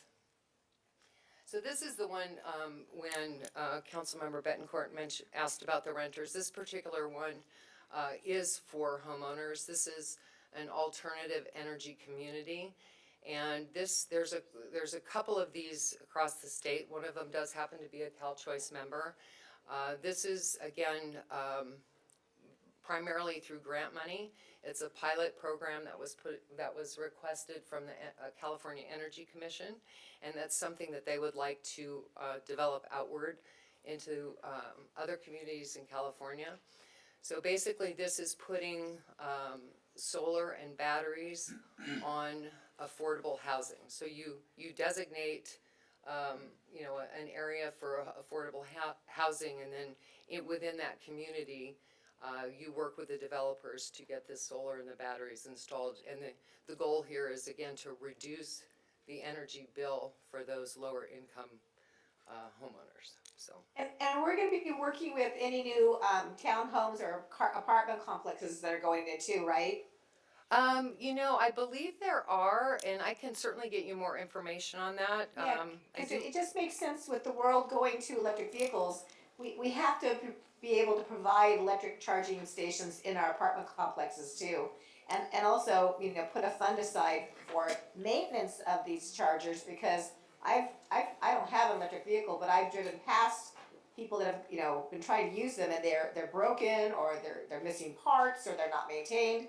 So I hope that we can put a little fund together with some of this money back in the community to maintain the charging stations that we already have. Absolutely, absolutely. Ms. Betancourt, to expand on that, those are opportunities that are available now. In fact, I talked to a couple of developers that want to bring the electric chargers to multifamily properties. And the reason, again, because the lack of this infrastructure is what is really not having people want to buy an electric vehicle or a hybrid just because infrastructure is not there. So I know that there are programs that are specific to providing these chargers at multifamily locations. So that's something that it's available too. Okay, very good. Excellent, thank you. Sure. And actually, can you back up? There was a little bit more I wanted to say on that before we went forward. There's something similar to this, and I didn't put a graphic up there for you to see, but there are some cities, one particular one up north, it's not one of our CCAs, but it's one of the Northern California CCAs. They're doing this type of program on municipal buildings. Specifically, there's a library, I believe it's in the city of Richmond, that's part of Marin Clean Energy, that is getting that public facility to be a net zero facility. So I just wanted to bring that to your attention. So these are just a few, and I'm not going to go through a list. There's a written list about some of the other programs. One I do want to highlight, it's a solar and battery program at no cost to the CCA, and it's for small business customers. So we're looking, we're kind of piloting that right now, and we're finalizing some of the contracts for our various city, and then we're gonna roll that out. And again, the intention is to put these assets, I guess, if you will, into the smaller businesses to help them manage their energy costs. So the other thing too, I want to invite council to look at the CCAs in California have a trade organization. It's called CalCCA. They do have, and I can have Tammy share that link with you if you'd like, but they do have a whole page about various programs that are going on, highlights all the programs for all the CCAs in the state. So right now there are 23 operational CCAs, and many of them are larger JPAs. So there's a lot of good things that are going on in the states in the state for the benefit of local communities that are happening through CCA. So you know, I didn't want to just share with you what the CalTrade cities are doing, but also you know, invite you to look at what's going on in the rest of the state, because you know, those are all things that we can look at. And it, you know, what you implement in the city of Palmdale is those are your policy decisions. You will tell us what direction you want to go, and then we will try and get that implemented for you. So just because this is what we're doing with other cities, it does not mean you're limited to that. And then, okay, go ahead. And to add to that, I want to discuss really quickly about community solar and microgrids. Oh, yes. So basically, I've heard a couple of remarks previously about Palmdale's infrastructure and adding solar panels and things of that nature to our city. And part of the benefits of the CCA is being able to fund those types of projects. So, or at least partially funds those types of projects. So there's two things that really fall under those categories. I would say, let's go microgrids first. Microgrids is basically where we would install a solar array or some sort of renewable type energy in one location, plug that into the grid, and it supplies energy to that portion of the city. So that's good for emergency centers, cooling centers, things of that nature. When you're talking about community solar, that's a little bit different because you put up the renewable energy, generally solar panels, and that energy goes into the grid, and people who wouldn't necessarily want solar panels on their rooftops or on their location can, I don't know what the right wording would be. It would be basically pool together, pool together and take portions of that energy without having to add solar panels to their rooftops. So those are some of the benefits. We can definitely, discuss this further. I can read the title in if you'd like. I just had a question about that item that you just mentioned. Sure. So that would include, because now I believe the state of California is requiring solar panels to go on new housing. So what you just talked about, we would be able to not require solar panels on new housing because they could plug into a solar field.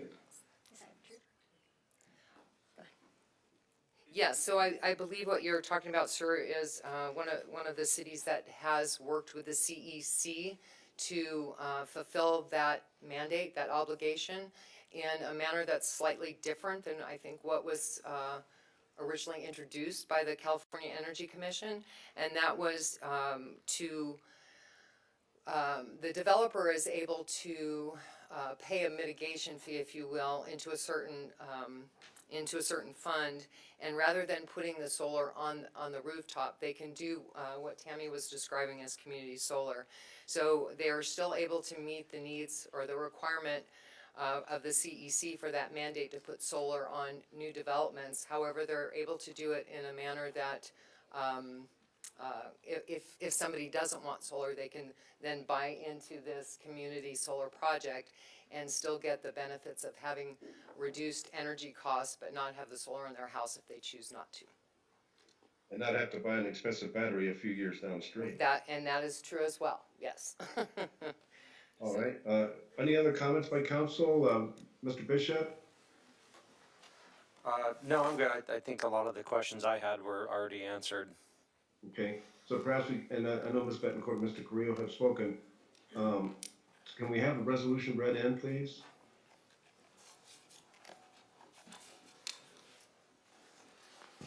Thank you. I will be reading the title of the resolution.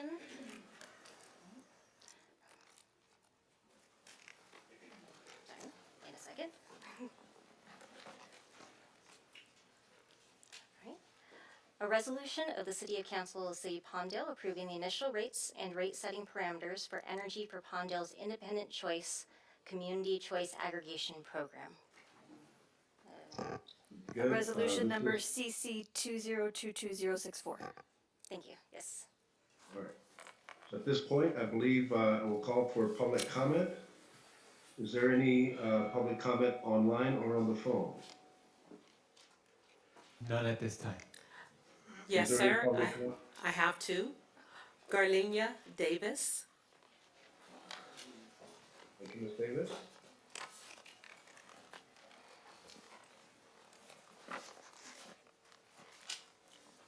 My comment is going to be brief. I have to commend you for the consistent, persistent sales. This is the same thing that you have done and presented when I moved here. Now we have a resolution and we're moving forward. And it's interesting that one of the pictures is a picture of Lancaster Boulevard. This is not free. This is not free. And the term that you use, that you'll take these funds and put them in the community, is a marketing tactic or a slogan that is used for this net zero that we're pushing. And you want to put it in apartments. I have to say that that's a really slick marketing tool, but it's the same thing. Where are you getting the energy from? Is this a Lancaster power grab? And how many of you are in this?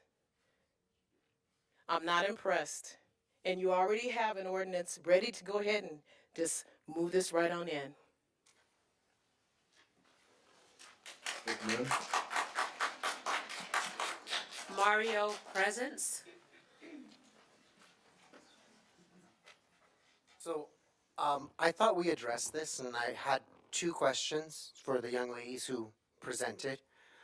Number one, they claim it's going to save money for the city of Palmdale, and it's going to collect money, and we're going to use it. How much money are we talking? They couldn't answer that question the last time they were here, and they still haven't answered that question. The next question that I have is, who is still going to be maintaining these power lines? Is it going to be CCA? Is it going to be Epic? Or is it going to be Edison? Because we see what happens in Lancaster. We had someone come up and speak and say, I'm part of Lancaster, and I see the confusion with who I pay my bill. What happens if a line is down? Who do I contact? Do I contact Epic? Do I contact Southern California Edison? You're creating more confusion. And these questions haven't even been answered. They've not even been touched on. So I want to remind you guys to please ask the right questions. Like, how much money is this going to save Palmdale? Do they have an answer? Because they're using Lancaster as a photo to sell their product. Thank you. Are there any other comments in the council chamber? No, Mayor Pro Tem. Okay, I would like to have the person that presented answer the question regarding taking power from Lancaster, if we could, please. How much money do you save, right? Okay. So in terms of where we purchase our energy from, we have not purchased from any other city, and that includes Lancaster. I do have a list of our current providers, that we have contracts with, and that list is Calpine, AES Redondo Beach, PowerX, EdResponse, Direct Energy, Constellation, TransAlta, 3PR Trading, and Morgan Stanley Capital Group. Thank you. Okay. Anything additional to say to that? I'm sorry? I was just wondering if, I'm sorry, I didn't get the name of the lady that presented from the company. Yes, sir, my name's Kathy DeFalco, and I actually do the procurement for all of the cities in CalChoice, and what Tammy said is absolutely correct. It is, there's no Lancaster buys energy for Lancaster residents. Palmdale will be buying energy for Palmdale residents. Our 6 other cities that we support, which are Town of Apple Valley, I have to do them alphabetically. Lancaster, Pomona, Pico Rivera, Rancho Mirage, San Jacinto, and the city of Santa Barbara. We procure energy on their behalf for those cities. What we do is combine the loads when we're able to do so to get the benefit of increased volume. So that's where the benefit comes in, but none of those cities are buying energy from the city of Lancaster. So. Are they buying energy from each other? No, the city of Lancaster sells energy to its residents. It doesn't sell to other load-serving entities, of which the city of Palmdale through Epic will be once it launches. So it's a misunderstanding that's out there, and I'm happy that we're getting an opportunity to clear that up, so. All right. Now, in terms of the maintenance of lines and in terms of some of the issues that were just raised a moment ago, can you address that, please? Absolutely. So the way that CCAs work, and this is in statute, it's Assembly Bill 117, if anybody's interested in looking up. What it does is it allows public entities to aggregate the energy needs of their community and procure the energy for their community. So it's just the power generation side of the bill. The CCA is basically partnered with Edison. Edison maintains the lines, the transmission, the delivery system. They read the meters. They work with our data management company, which is one of the consultants that we manage on behalf of our member cities. And they work with SCE to make sure that the meters are read, that the information is transmitted back to Edison once the rates are applied, and then it is billed on an Edison bill. It will clearly show the distinction between what is transmission and delivery and what is generation. So, and that's the way it's written into law. That's not a decision that the CCA can make. It's not a decision that, SCE can make. We partner with them. This is something that we work together with Edison on. There are no poles and wires and distribution city that are under the jurisdiction or, any other, there's no maintenance required by the city of any city that's running a CCA. That actually is a different kind of municipality or a different kind of energy service provider, and there are some of those in the state. The CCA does not fall under that, so that's a publicly owned. Can I ask you a question? Sure, absolutely. I have a question. Sure. I'm sure Tammy and you guys know that I've always been the no vote on this. At least I'm consistent, right? So does this do anything by us joining this? Has it done anything to stop brownouts, blackouts, power outages? Or are we still all subject to those events? So in the event, that's actually a great question, and I'm glad that you asked it. Because you're now a load-serving entity that procures energy and delivers to your customer, let's say that we didn't buy enough energy because it's really hot outside and everybody's using air conditioners, and the load forecast for your usage was not high enough to actually cover the weather that day. CAISO, which is the California Independent System Operator, and they are the ones that are in charge of the electrical grid. Their job is to make sure that there is enough energy and it's at the right voltage to get energy to, you know, everyone in California. There are some reliability issues that the state is experiencing, and that honestly has to do with drought conditions, with wildfire, and also with the retirement of some of the gas-generated, gas fire plants. And we're actually, at the state level, you know, as I think everyone's aware, there are very lofty goals about going green on a certain timeline. And that's great, and I think those are wonderful goals, but I think it needs to be done smartly. So the state is looking at the timing of shutting down some of those gas generators to see if maybe, you know, for instance, there's some that are supposed to shut down in 2024. Should those be extended to ensure the reliability of the grid? But it doesn't impact the brownouts or the blackouts, because the same amount of generation is happening. It's just different people are buying it from those generators. That was probably more information than you than you wanted or needed. You're muted, Mayor Pro Tem. Sorry about that. Ms. Betancourt, any other question about that? No, that's all right. I Thank you, Mr. have a comment, Mr. Mayor Pro Tem, can I? Yes, of course, thank you. So essentially, the way that you described it is more like a purchasing power, like buying wholesale. Correct. Where you, in You're absolutely fact, correct. are having this conglomerate of all these cities. Correct. That You're are going absolutely correct. to benefit from the purchasing power of the energy that they will use in the future. Same concept as wholesale. I think that's Yep. to me, that's the best way Yeah. to describe it. That's a perfect way to describe it. There are other, like SMUD is another one that's in Southern California that combines, you know, some of the requirements of entities that buy and sell energy to their communities, where they combine that purchasing power, and that's really one of the primary functions of CalChoice. And you know, the CalChoice board basically adopts a budget, and you know, with the assistance of our member agencies, we select, you know, go through the process to select sub-consultants, but the policy decisions, the program implementation decisions, and, you know, rate decisions, those are all with the you know, the local councils. This is your program. We just help you, we support you from an operational and administrative perspective, including procurement. And that's a big thing. That's the largest expense that you will have as a CCA, is your power procurement.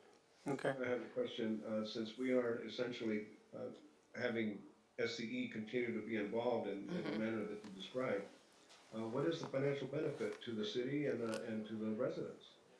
Well, SCE is involved. There's two, as I mentioned, there's two sides to the bill, and the generation side for SCE, you know, when you pay your bill and you're paying SCE, that goes to shareholders. It doesn't go to the community. So having a local CCA program in your community keeps that money locally. In addition, you know, we talked about programs earlier. Does SCE have programs? Of course they do. They have lots of them. But do you see those programs in Palmdale? Do you get to pick the ones that they bring to Palmdale? No. So this gives you a voice in what you bring to your community and keeps the money local. So the benefit to SCE, we've learned to work with SCE. I've been working with them about 7 or 8 years on these programs, and it's been a little bit of a learning experience. And you know, it's a partnership that we have to be in, and I think we make the best of it. And they're a good partner most of the time. So. Well, yeah. One more thing to note is that those that do not want to be part of it, they don't have to be.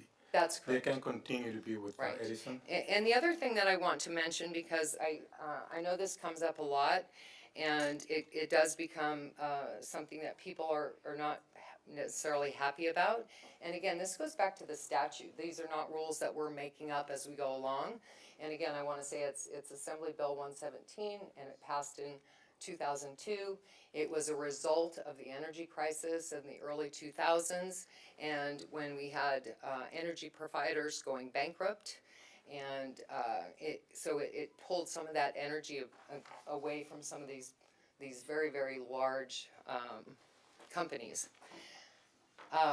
Anyway, so the statute that was enacted as a result of this assembly bill, says you will do certain things, and, Tammy talked about the noticing, the noticing starts, it has to go out August 1st. There's rules that we have to follow. There's, talking about transparency, there'll be 4 notifications that go out. I know that we're working on marketing and outreach plans, and we will be in public areas and answering questions to the public. But anyway, to get back to the point I was going to make is that a lot of people are unhappy that they're automatically opted in. That's the way the statute is written. It's an opt-out program. So once you go live, residents are opted in. We will send them 4 notifications about their ability to opt out and how to do it. You pick up the phone. It's the way the law is written, and we have no control over it. But it's very easy to opt out if you don't want to be part of the program. So that's the way the statute's written. So I wanted to address that because I know that there are people that are unhappy with that. But again, these mailers that will start going out in 2 weeks, they tell you how to do it. The website will tell you how to do it. You pick up the phone, and we help you through that process. So. Thank you. You're very welcome. Very good. Let's see, do you have another point to make there, Pat? I see you coming up there. Yes, so I was just going to mention, in terms of the website, it'll be up in August, and that will have a lot of information, including the rates, and the availability to opt out. That isn't up yet, so I just wanted to throw that out there as we are talking about the ability to opt out. And there is also another option to opt up. So if somebody is really excited about green energy, they can opt up to go past the basic program, and you can opt up into a program where you do 100% greenhouse gas free energy content. And we're starting at 50, yeah. And initially too, I just wanted to point out, we, upon launch, will be 50% carbon free. So you'll be about 10% higher than the state mandate as far as greenhouse gas free. And so, that's just a plus for your residents as well, so. Thank you. Very good. I believe that we were at public comment. Public comment was had. I asked the 2 ladies to make additional comments based on some of the questions that were raised. Is there a motion to close public comment?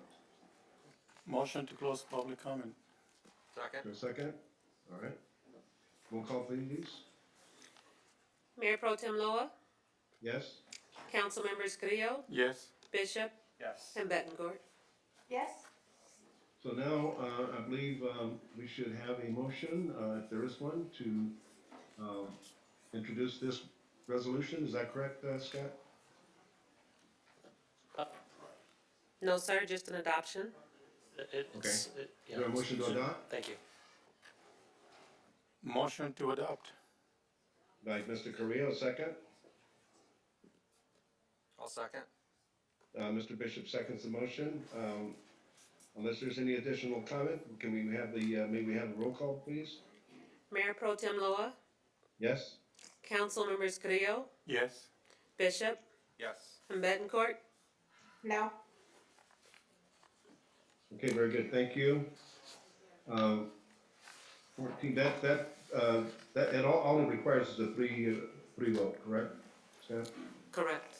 Yes. All right, we are getting close to we're getting close to the 10:30 hour, and I know that there's some urgency regarding the appointments of the Planning Commission. Can we move that up to right now so that we don't run into any kind of a time problem? I would move that we address 15.1 right now. My suggestion would be that you would take 14.10 first as that relates, that's the urgency ordinance, and then you could take 15.1 immediately thereafter. Oh, okay, all right, so that's fine, okay. I was just looking at the 15.1. So 14.10 is next up, right? Yes, do we need to make a motion to move the If that's item? agreeable, we can just do that at this time.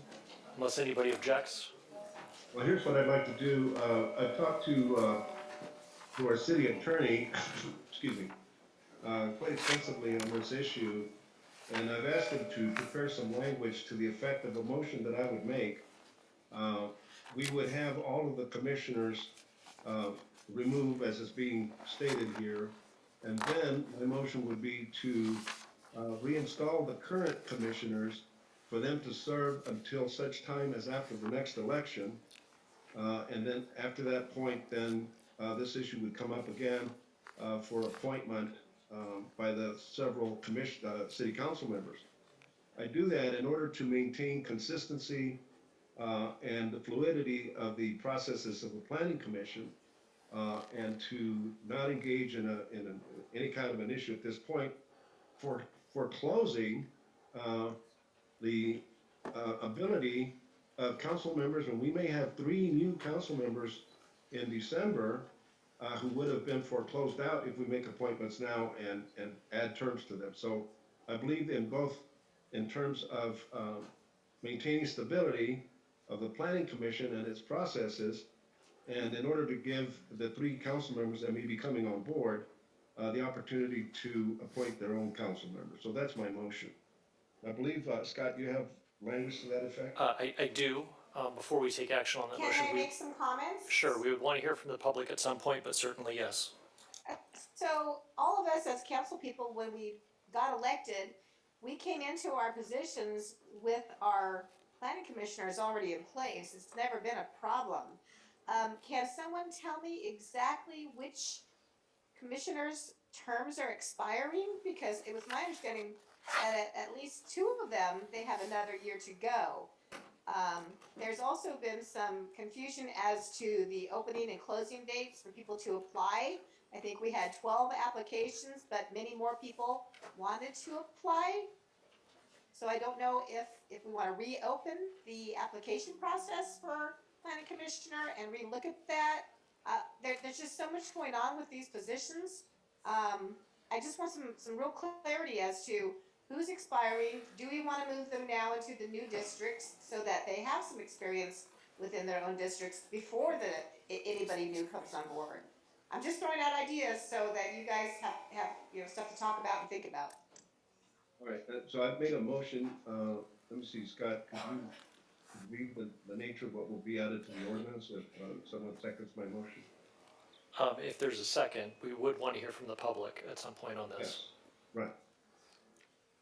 Are you indicating that I should open it up to public comment right now? That would be my suggestion.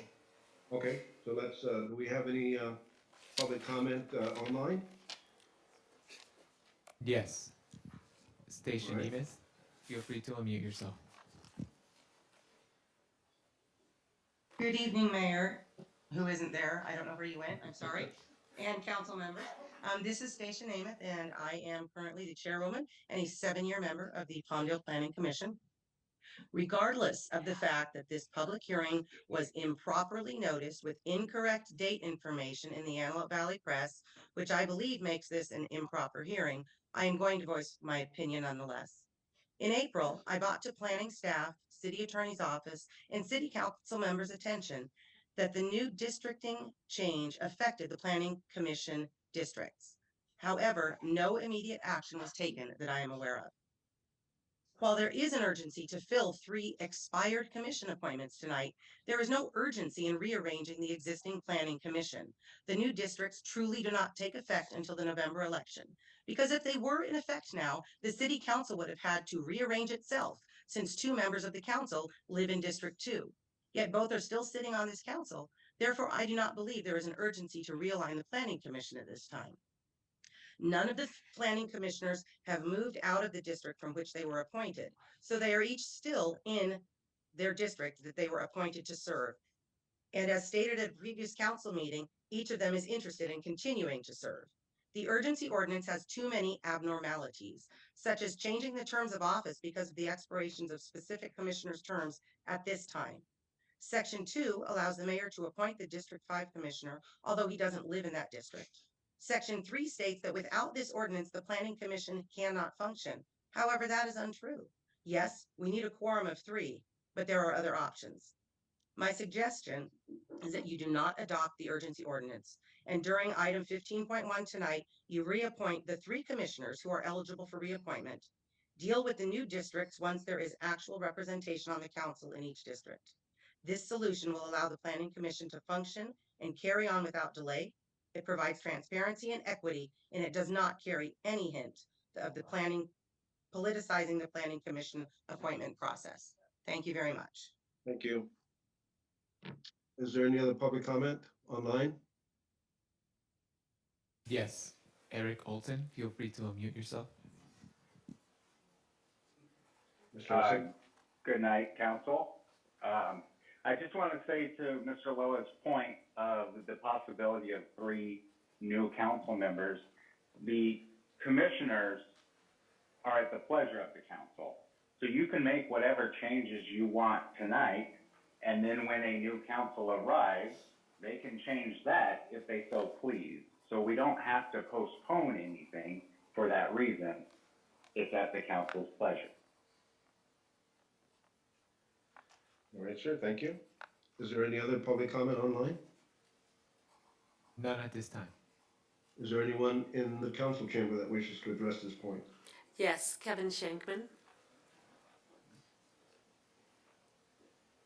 Mr. Shankman? Who are still here. I actually find myself in agreement with Mayor Pro Tem Loa on this matter. The urgency ordinance, and it's frankly kind of dumb. It lacks an understanding of how redistricting works and the timing of it. And Mr. Olson is absolutely correct that planning commissioners, and frankly any commissioners of the city, serve at the pleasure of the city council. So, you know, look, this council is likely to look very different come December, right? Councilmember Carrillo is likely to move on to the assembly. Congratulations. The lame duck mayor will be out. We know that. You know, Ms. Betancourt may be reelected, maybe not. I've heard talk about a recall, so who knows? But that new council ought to be able to choose the planning commissioners. And they're going to be able to one way or the other, but it doesn't make a whole lot of sense to throw everyone out, appoint new people to serve for a couple months, and then the new council comes in and appoints some different people. So this just seems all very unnecessary, and I find myself in agreement with Mayor Pro Tem Loa. Thank you. Thank you. Is there anyone else in the council chamber wishing to address this point?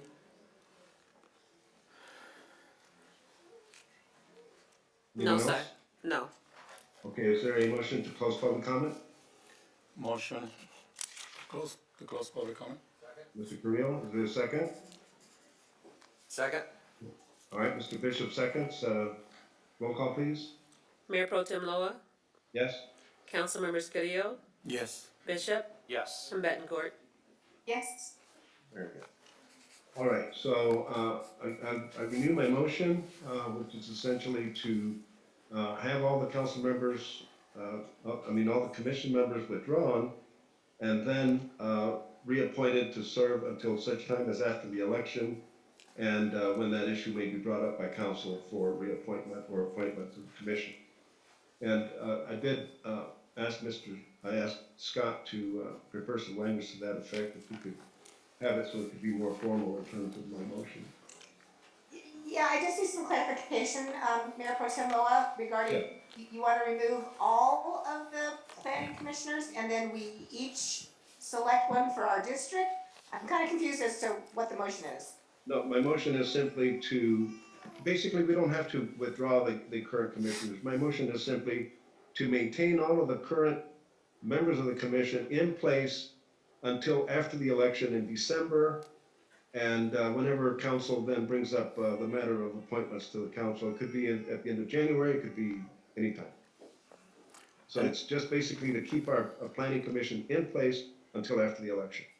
And that's more or less what our planning commission chairwoman is saying, that she is Yeah. wanting to do.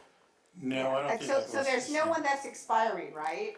That's not what she's saying. I read the email she sent us a couple of days ago. I don't believe that this urgency ordinance is necessary because of the points that Chair Nemeth mentioned. Also because we actually passed an ordinance in 2016, July 6 of 2016. The whole point for us to be able to make our own appointments as council members was so that we had the right to choose who we wanted to represent the district in the planning commission. Ms. Nemeth is correct in saying that those that whose terms have not expired should still remain in the planning commission. She made a good point with the council members. If that is the case, then there's 2 council members that live in one district. But I know that there are exceptions because that's something that the redistricting laws allowed for those that are elected to remain until their terms are expired. The other reason is this ordinance seems to be created or modeled to a specific member of the council's request. The mayor does not live in District 5. Why should he be appointed in District 5? The districts became effective in April when the city clerk sent the approved map by the council over to the clerk in LA. That's the day when those districts became effective. So to me, it just makes logical sense that we passed an ordinance in 2016. We have the right as council members to appoint who we believe is the right representative for our council, for our district. Yes, the council needs to ratify that appointment. By default, Station Emmett, the chair, ended up in District 5. There's no need for the mayor to make an appointment in District 5 because he does not live in District 5, and because by default, again, Station Emmett resides in District 5. The other of the appointments that expired, they expired. It's as simple as that.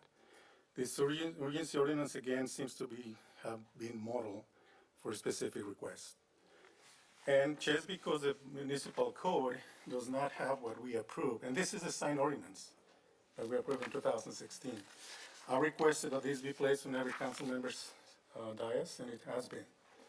The urgency ordinance is not necessary, in my opinion, because we made a decision in 2016 that each council member has the right to make an appointment, again, ratified by the council.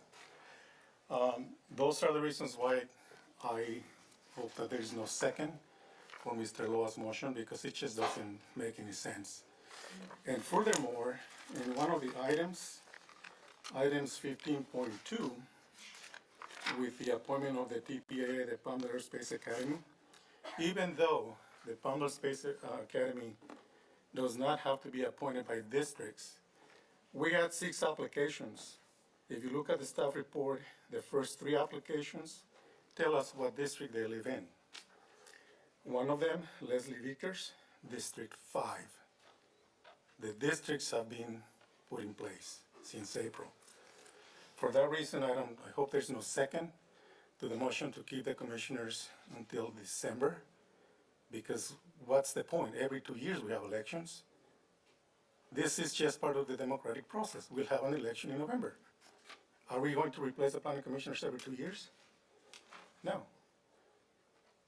That's why I believe that this urgency ordinance is not necessary, and I believe that we still have the right to make those appointments in the districts that we believe are representing us, again, ratified by the council. All right, so I have made, is there any other comment by any of the other council members? I've made a motion, is there going to be a second? I guess I'm a little confused, and I'm probably not the only one in this room either. Right, all right, so I'm getting a positive response. I'm a little confused too. So Juan, if Stacia is now in District 5 and she still has a year left on her term and she's the chair, so we definitely want to keep her in place. Would that Yes. mean that there's now an opening in District 3 that I would need to fill? So if you look at page 2 of the staff report, I think it'll answer a lot of your questions as far as what the availability is as far as each district. So currently, as it stands right now, you have, you've got five planning commissioners, and you've got District 1, which would not have any of them, and District 3 would not have any of them. V. Jesse Smith is the only commissioner that resides in 4, and then you've got 2 that live in 2 and 2 that live in 5. So if you do not adopt the urgency ordinance, then then essentially you cannot keep all 5 of the existing commissioners. Okay, and then, so that's why we did the application process, so that we could see who was interested? Is that correct? If Because you, it wasn't really well advertised that people had to apply for those positions. That's why I thought we should reopen that. so it was advertised for District 1 and District 3, I believe. And let me respond to a couple misconceptions out there. Number one is that the existing ordinance, so the districts are currently in place, and then the argument is, well, why isn't that applying to existing council members? Because the ordinance expressly said it didn't apply to council members, but what the ordinance did not say is that it exempted planning commissioners. So this is really a cleanup item. So the ordinance is the mechanism to do what you all decide you want to do. So my suggestion would be that you adopt an ordinance. It is your policy call what that ordinance would state. But my suggestion is that you clean up by adopting an ordinance to do that which you wish to accomplish. So you all need to figure out how you want to appoint, and then we make sure that the ordinance does what you want it to say. I have a note, Mr. Mayor Pro Tem, can I make another point? Yes, of course. So the applications were open for 1, 3, and even though the staff report doesn't say 4, I believe that's a typo, because we did receive applications for District 4. There are 3 applications submitted for District 4, and there are multiple applications for District 1 and 3. I would defer to you. I do not know which applications we received. So that was just, Right. We all receive them. Every Well, in council order member to- has this. So my point is that we opened it up to the public to apply. Why are we opening up applications and then we're gonna say, never mind, a waste of your time? Do over. That's just not the right thing to do, the right way to do things. We had applications submitted. I respect what the council said, but again, we have an ordinance in 2016 that we approved.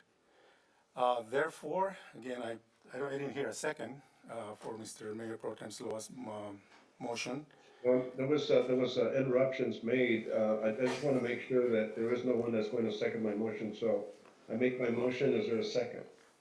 Real quick, I just wanted to get some clarification for myself and probably most of the people in the audience.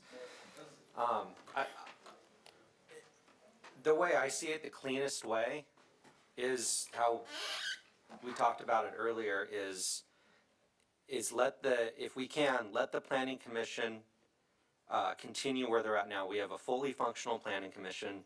Our chairwoman has expressed that things are smooth as of right now, and everyone is doing what they should be doing.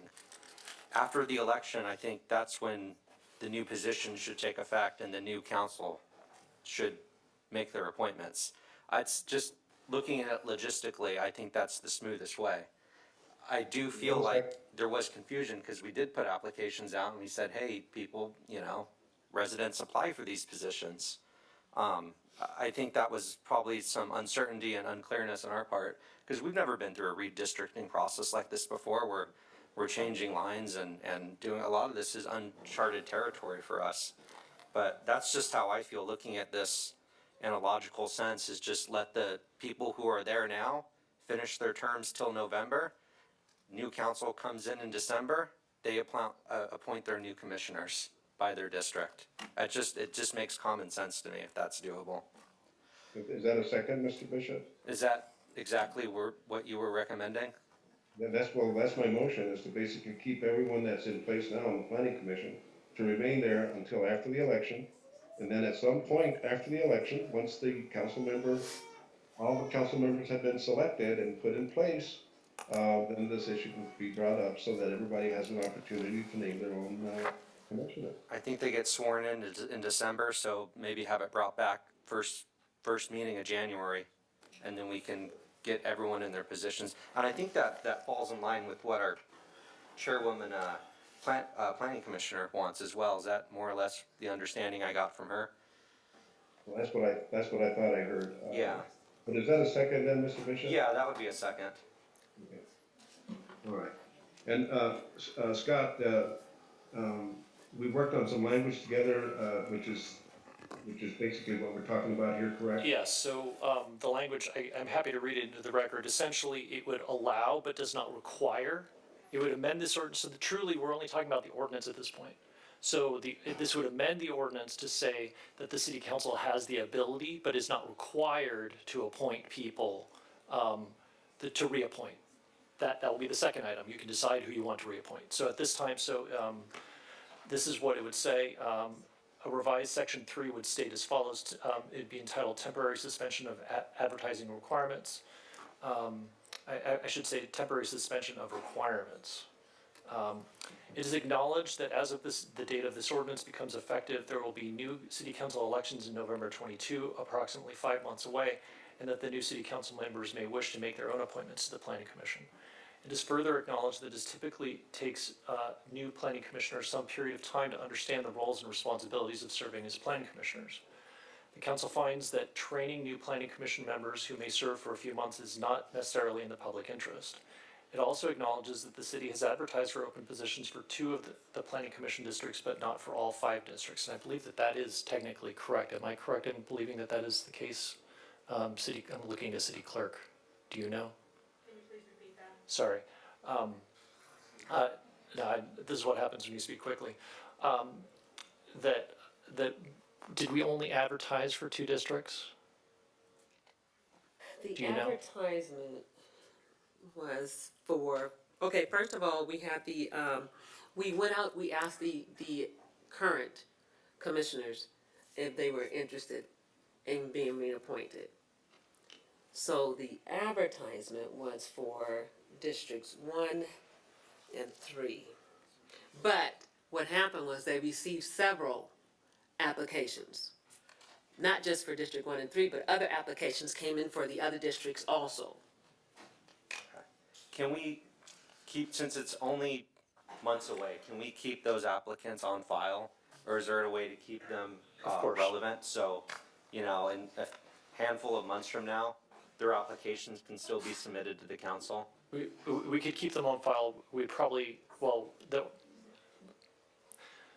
there's more to the proposed language, but certainly we could suggest to those people that they submit the same application. That would Okay, or they can resubmit. Yeah, I was gonna say, I would Maybe- agree to that, Austin, as long as we open it up for any future people Right. who want to apply. Exactly, we reopen it, all districts, everyone who has applied and put time in to getting us this hasn't gone to waste, they can resubmit, they have a streamlined process. Cause there's a lot of good applicants in there, and I don't want them to feel like, we wasted their time. Yeah. I agree with all of that. So Scott, really, essentially, the motion is to keep the 5 members in place until after the election. So it would, to clarify, so I've got more language that I would read into the record. It would, at this time, we're acting on the ordinance, so the ordinance would be amended to allow that to occur, and then at a separate action would be to determine how you wish to appoint. But yes, that would allow it, because right now, the draft of the ordinance does not say that. Right now it essentially says each one gets one. Each district gets exactly 1. The problem is that you've got an at-large district but the mayor, so you have a district that doesn't have any commissioners, so who can appoint to fill that spot? Our current ordinance doesn't say anybody could fill District 5. So you need something in the ordinance to say how that is to occur. So this ordinance would amend that, among other things. All right, and does the amendment that you're proposing there essentially keep the 5 members in place. We can do that, right? It would allow that to occur. As part of the urgency ordinance? The urgency ordinance would allow that to occur. This does not the urgency ordinance would not mandate who you appoint. It just says, for now, the rules don't apply. But what this does say is, but the moment, essentially, once the elections are over, then then these are the rules that are going to apply. Like, if you made this amendment. So then just for clarification again, the motion includes the urgency ordinance with the modified language that Yes. So let me read the rest of the language. So that was the first 2 paragraphs. I've got 4 more to go. As such, the City Council hereby temporarily suspends the requirements of Section 2.46030 and 2.46040, which require that 1, each planning commission position be fully advertised. 2, the City Council only authorize the appointment of individuals and council members appoint those from whom the city has received an application. 3, that each of the planning commissioners be appointed solely from the district which they are assigned to represent. And 4, that each planning commissioner be appointed solely by the council member who represents that district. The City Council also temporarily suspends the requirements of Section 2.46040, which would otherwise require appointments to be made solely by the council member or the mayor. Stated differently, the majority of the City Council can directly vote to appoint commissioners to appoint commissioners. Sorry, I had a typo there. The provisions temporarily suspended by this Section 3 shall return to become in full force on the first date after which both of the following have occurred. A new City Council has been installed following the November 2022 election, and B, at least 1 planning commissioner is appointed. This Section 3 shall be broadly construed to grant the City Council all legal authority necessary to reappoint the existing 5 council members of the Planning Commission, and that the Planning Commissioners serve until a new City Council appoints their replacements. Okay, so I move approval of the emergency ordinance with the amendment that has just been read. And I will second that, and I also just want to thank that letter and our chairwoman of the Planning Commission, Stacia Nemeth, for calling in and expressing that. She's been our chairwoman on the Planning Commission for many, many years, and she's done a very fine job at running those meetings and keeping the planning part of our city going, so I respect her wishes. Before we take any action on that, can I take a 3-minute break? Yes. Can we take a 3-minute recess? Yes. Thank you. 2 minutes, but we have now gone past 10:30, so I don't think there's be much enthusiasm to continue any further beyond this point. Okay, So, I just need a couple moments. Thank you.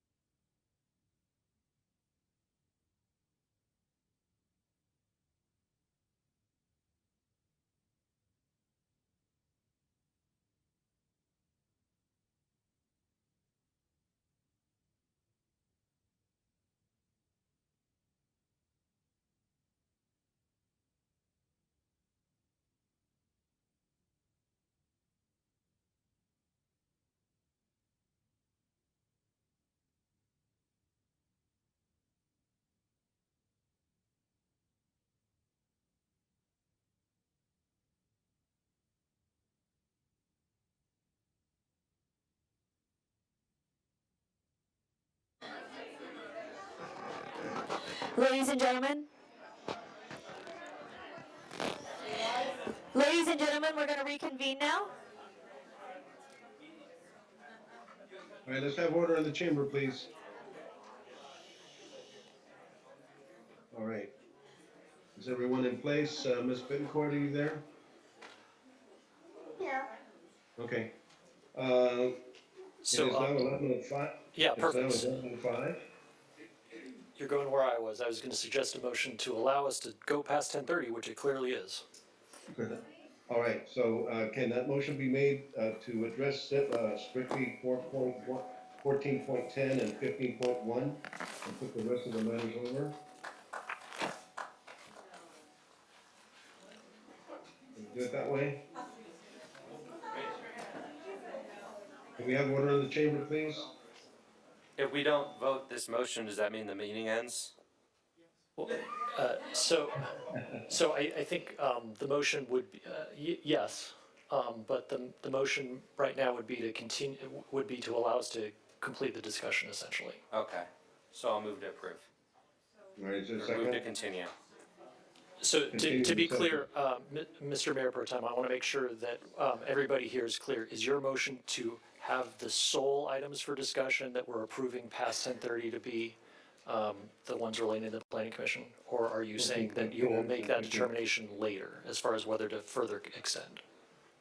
14.10 and 15.1, including keeping all 5 members in place until after the election. Is there a reason we can't postpone this till next week?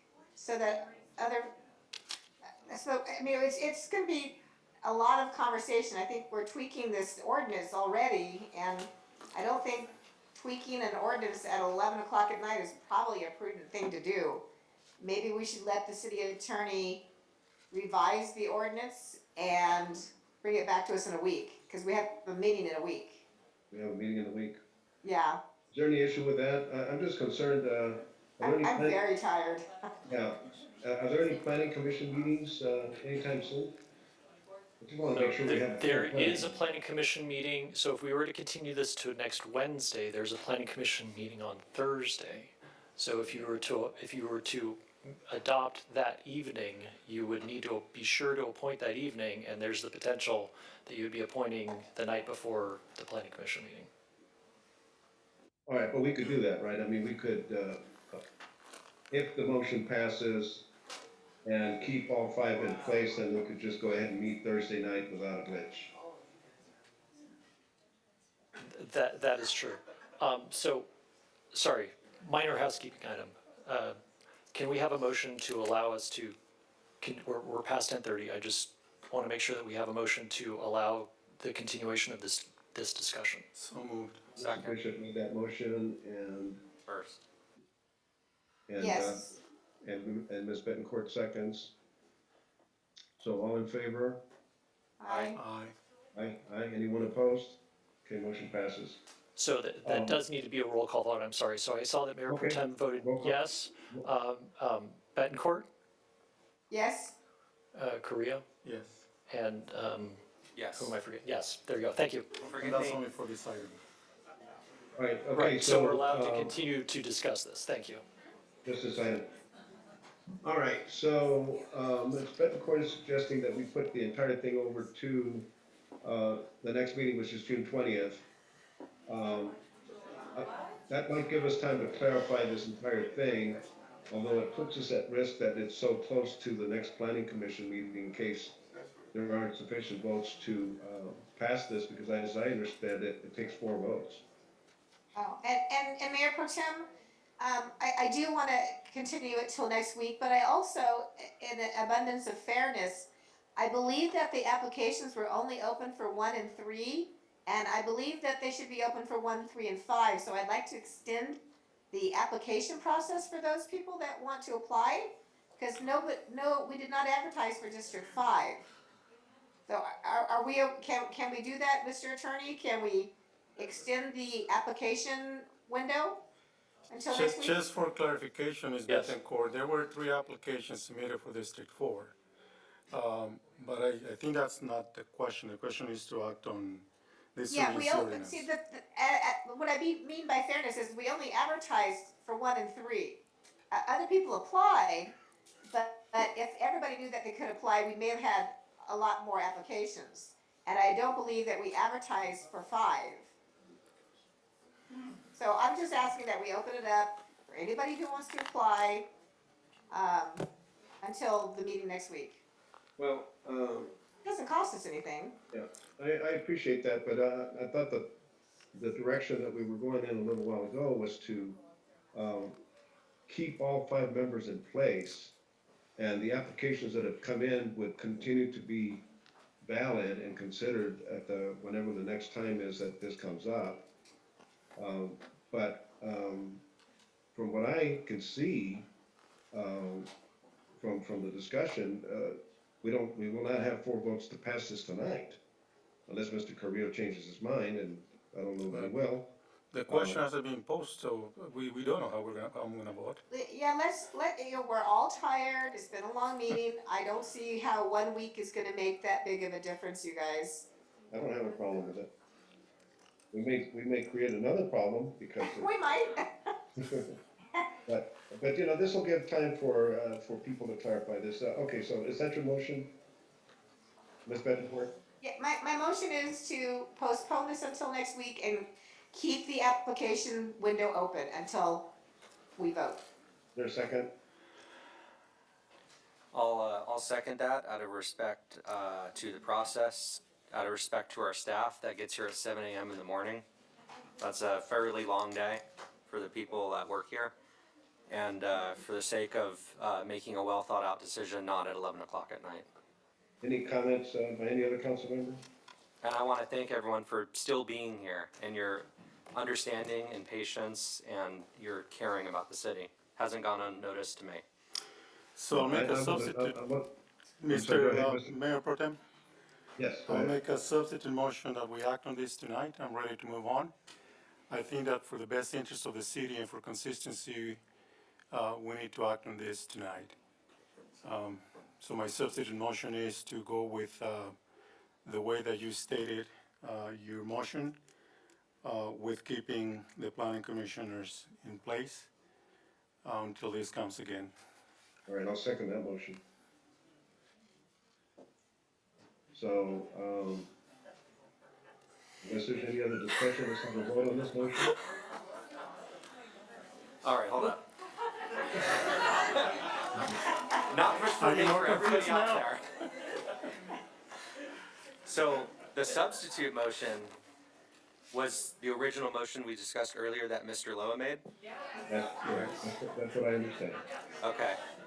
So that takes us back about 20 minutes ago? Yes. You know, what I didn't realize was when the attorney, after 3 minutes, he was talking about attorney minutes. Oh, yeah, billable hours, all right. Anyway, so there's a substitute motion, it's been seconded. Essentially what it would do is brings back the issue that was originally brought over to put all 5 members that are all currently in place to remain until after the election, and council members would then be able to appoint them all. So again, to be clear, this is, the sole action right now would be on the ordinance. It would allow that to occur. It does not mandate that to occur. The next item would be who you would nominate, and that would be a separate item, which you can certainly take up immediately afterwards, but yes. I'll do a roll call vote. All right. And this falls in line with what our planning commissioner chairwoman Station Emmett is asking for, correct? There are terms of time for these commissioners, so I don't want to get us put in a position where we have 5 new, people and all their terms start and expire at exactly the same time. So I just want to make sure this. Right, you'll take that into account, Mr. Attorney, that basically when they get appointed, it will be the terms according to the district, whether they're odd or even. So please roll call. And this does require unanimous approval because this is an urgency ordinance. We have it requires a 4/5 vote, but we have 1 council member absent. Mayor Pro Tem Loa, Yes. Council Members Grillo, Because I put first the city and to keep consistency, and I have to state my reasons why. I believe that we need to keep the consistency. I will vote yes or no when I get there. It is best for us to move forward with this because we have had so much chaos that just having another one will really be detrimental. I'm putting the city first. Yes. Councilmember Bishop, Yes. Councilmember Bettencourt, Yes. Okay, now, since that's been done, Mr. Attorney, can I just make a motion to keep all 5 members currently on the planning commission? Yes. Continue serving until after the November election? That is correct. Okay, may I have a second, please? Second? Okay, I don't think we need any So, additional do discussion we unless have, somebody has. do we have public comment on this item, on the appointment?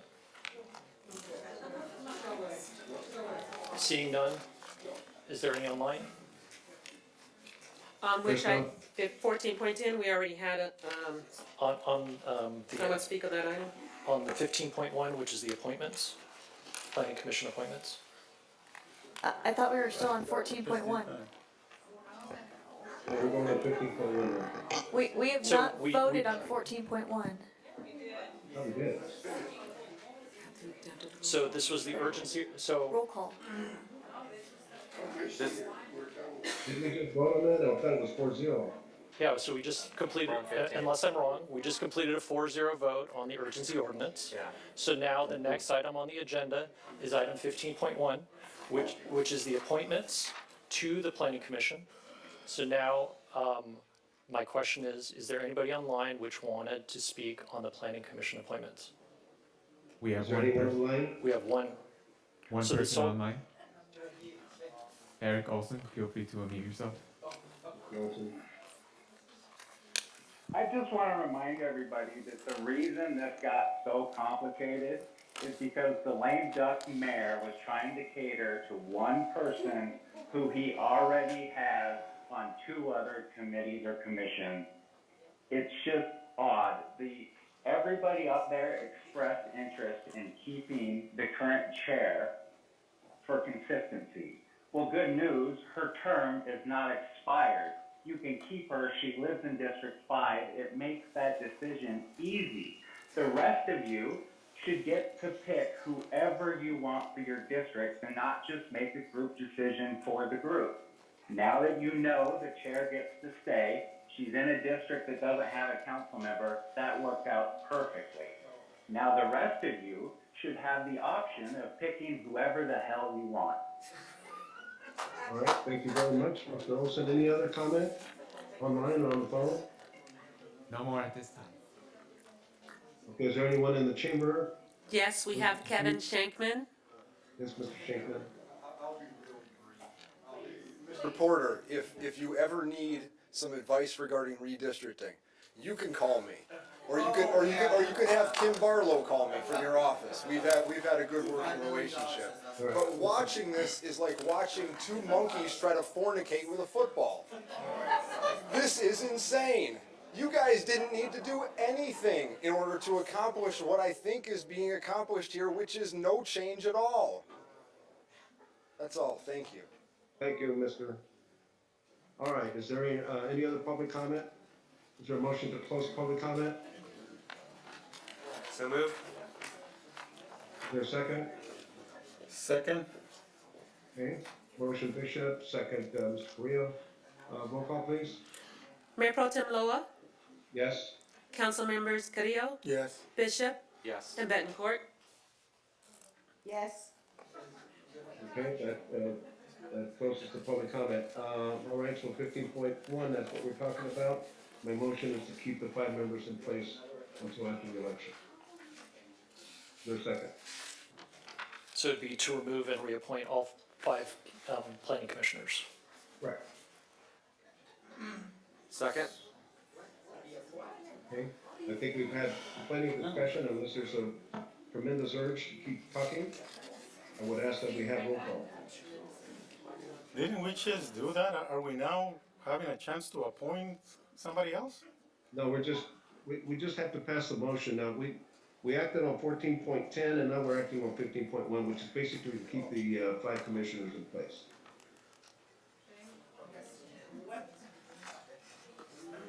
May we have roll call, please? Mayor Pro Tem Loa, Yes. Councilmembers Carrillo, No. Bishop, Yes. and Bettencourt. Councilmember Bettencourt? I'm deciding. I'm so confused. So this is to keep all of the, okay, so we're getting rid of the plan commissioners, reappointing the plan commissioners, but we're not reappointing them to any particular district. Is that what I understand? They basically stay in place.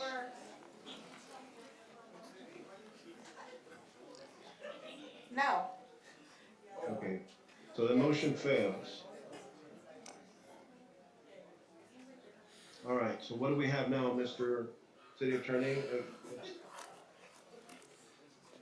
The motion now failed. So you currently have an ordinance that allows you to make whatever appointments you want to the planning commission on a temporary basis. So the question is, who do you wish to appoint? There was just a motion to appoint Again, you the guys, slate. is this really something we should be doing at 11:15 at night or 11:30 at night? It doesn't seem wise. Yeah, all right, you made a motion originally to continue this matter. Unfortunately, it's been pointed out, this seems quite ridiculous. I can't disagree. So you made a motion originally to put this over to July 20th. Can you restate that motion or remake it? Well, I wanted the entire grouping of this conversation put over till next week. I don't think we're making wise and prudent decisions at 11:30 at night. You guys think? Is it just me? Is that your motion to continue to July 20th? Until next week, yes. Is there a second? Second. Okay, is there any further discussion? Roll call, please.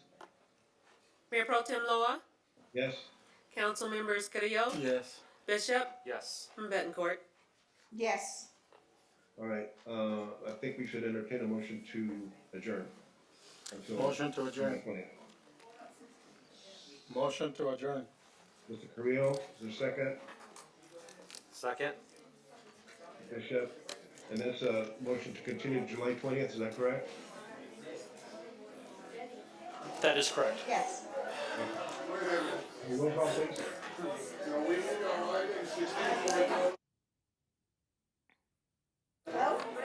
Roll call, please. Mayor Pro Tem Loa, I believe, Mayor Pro Tem Loa, Yes. Councilmembers Carrillo, Yeah. I usually go to IHOP or Denny's sometimes, but I'm just. Councilmember Carrillo, I, Bishop, Can we have order in the it's chamber, something for please? dinner for me. How do we go forward from here? May we have order in the chamber? This meeting is not yet adjourned. We have to vote.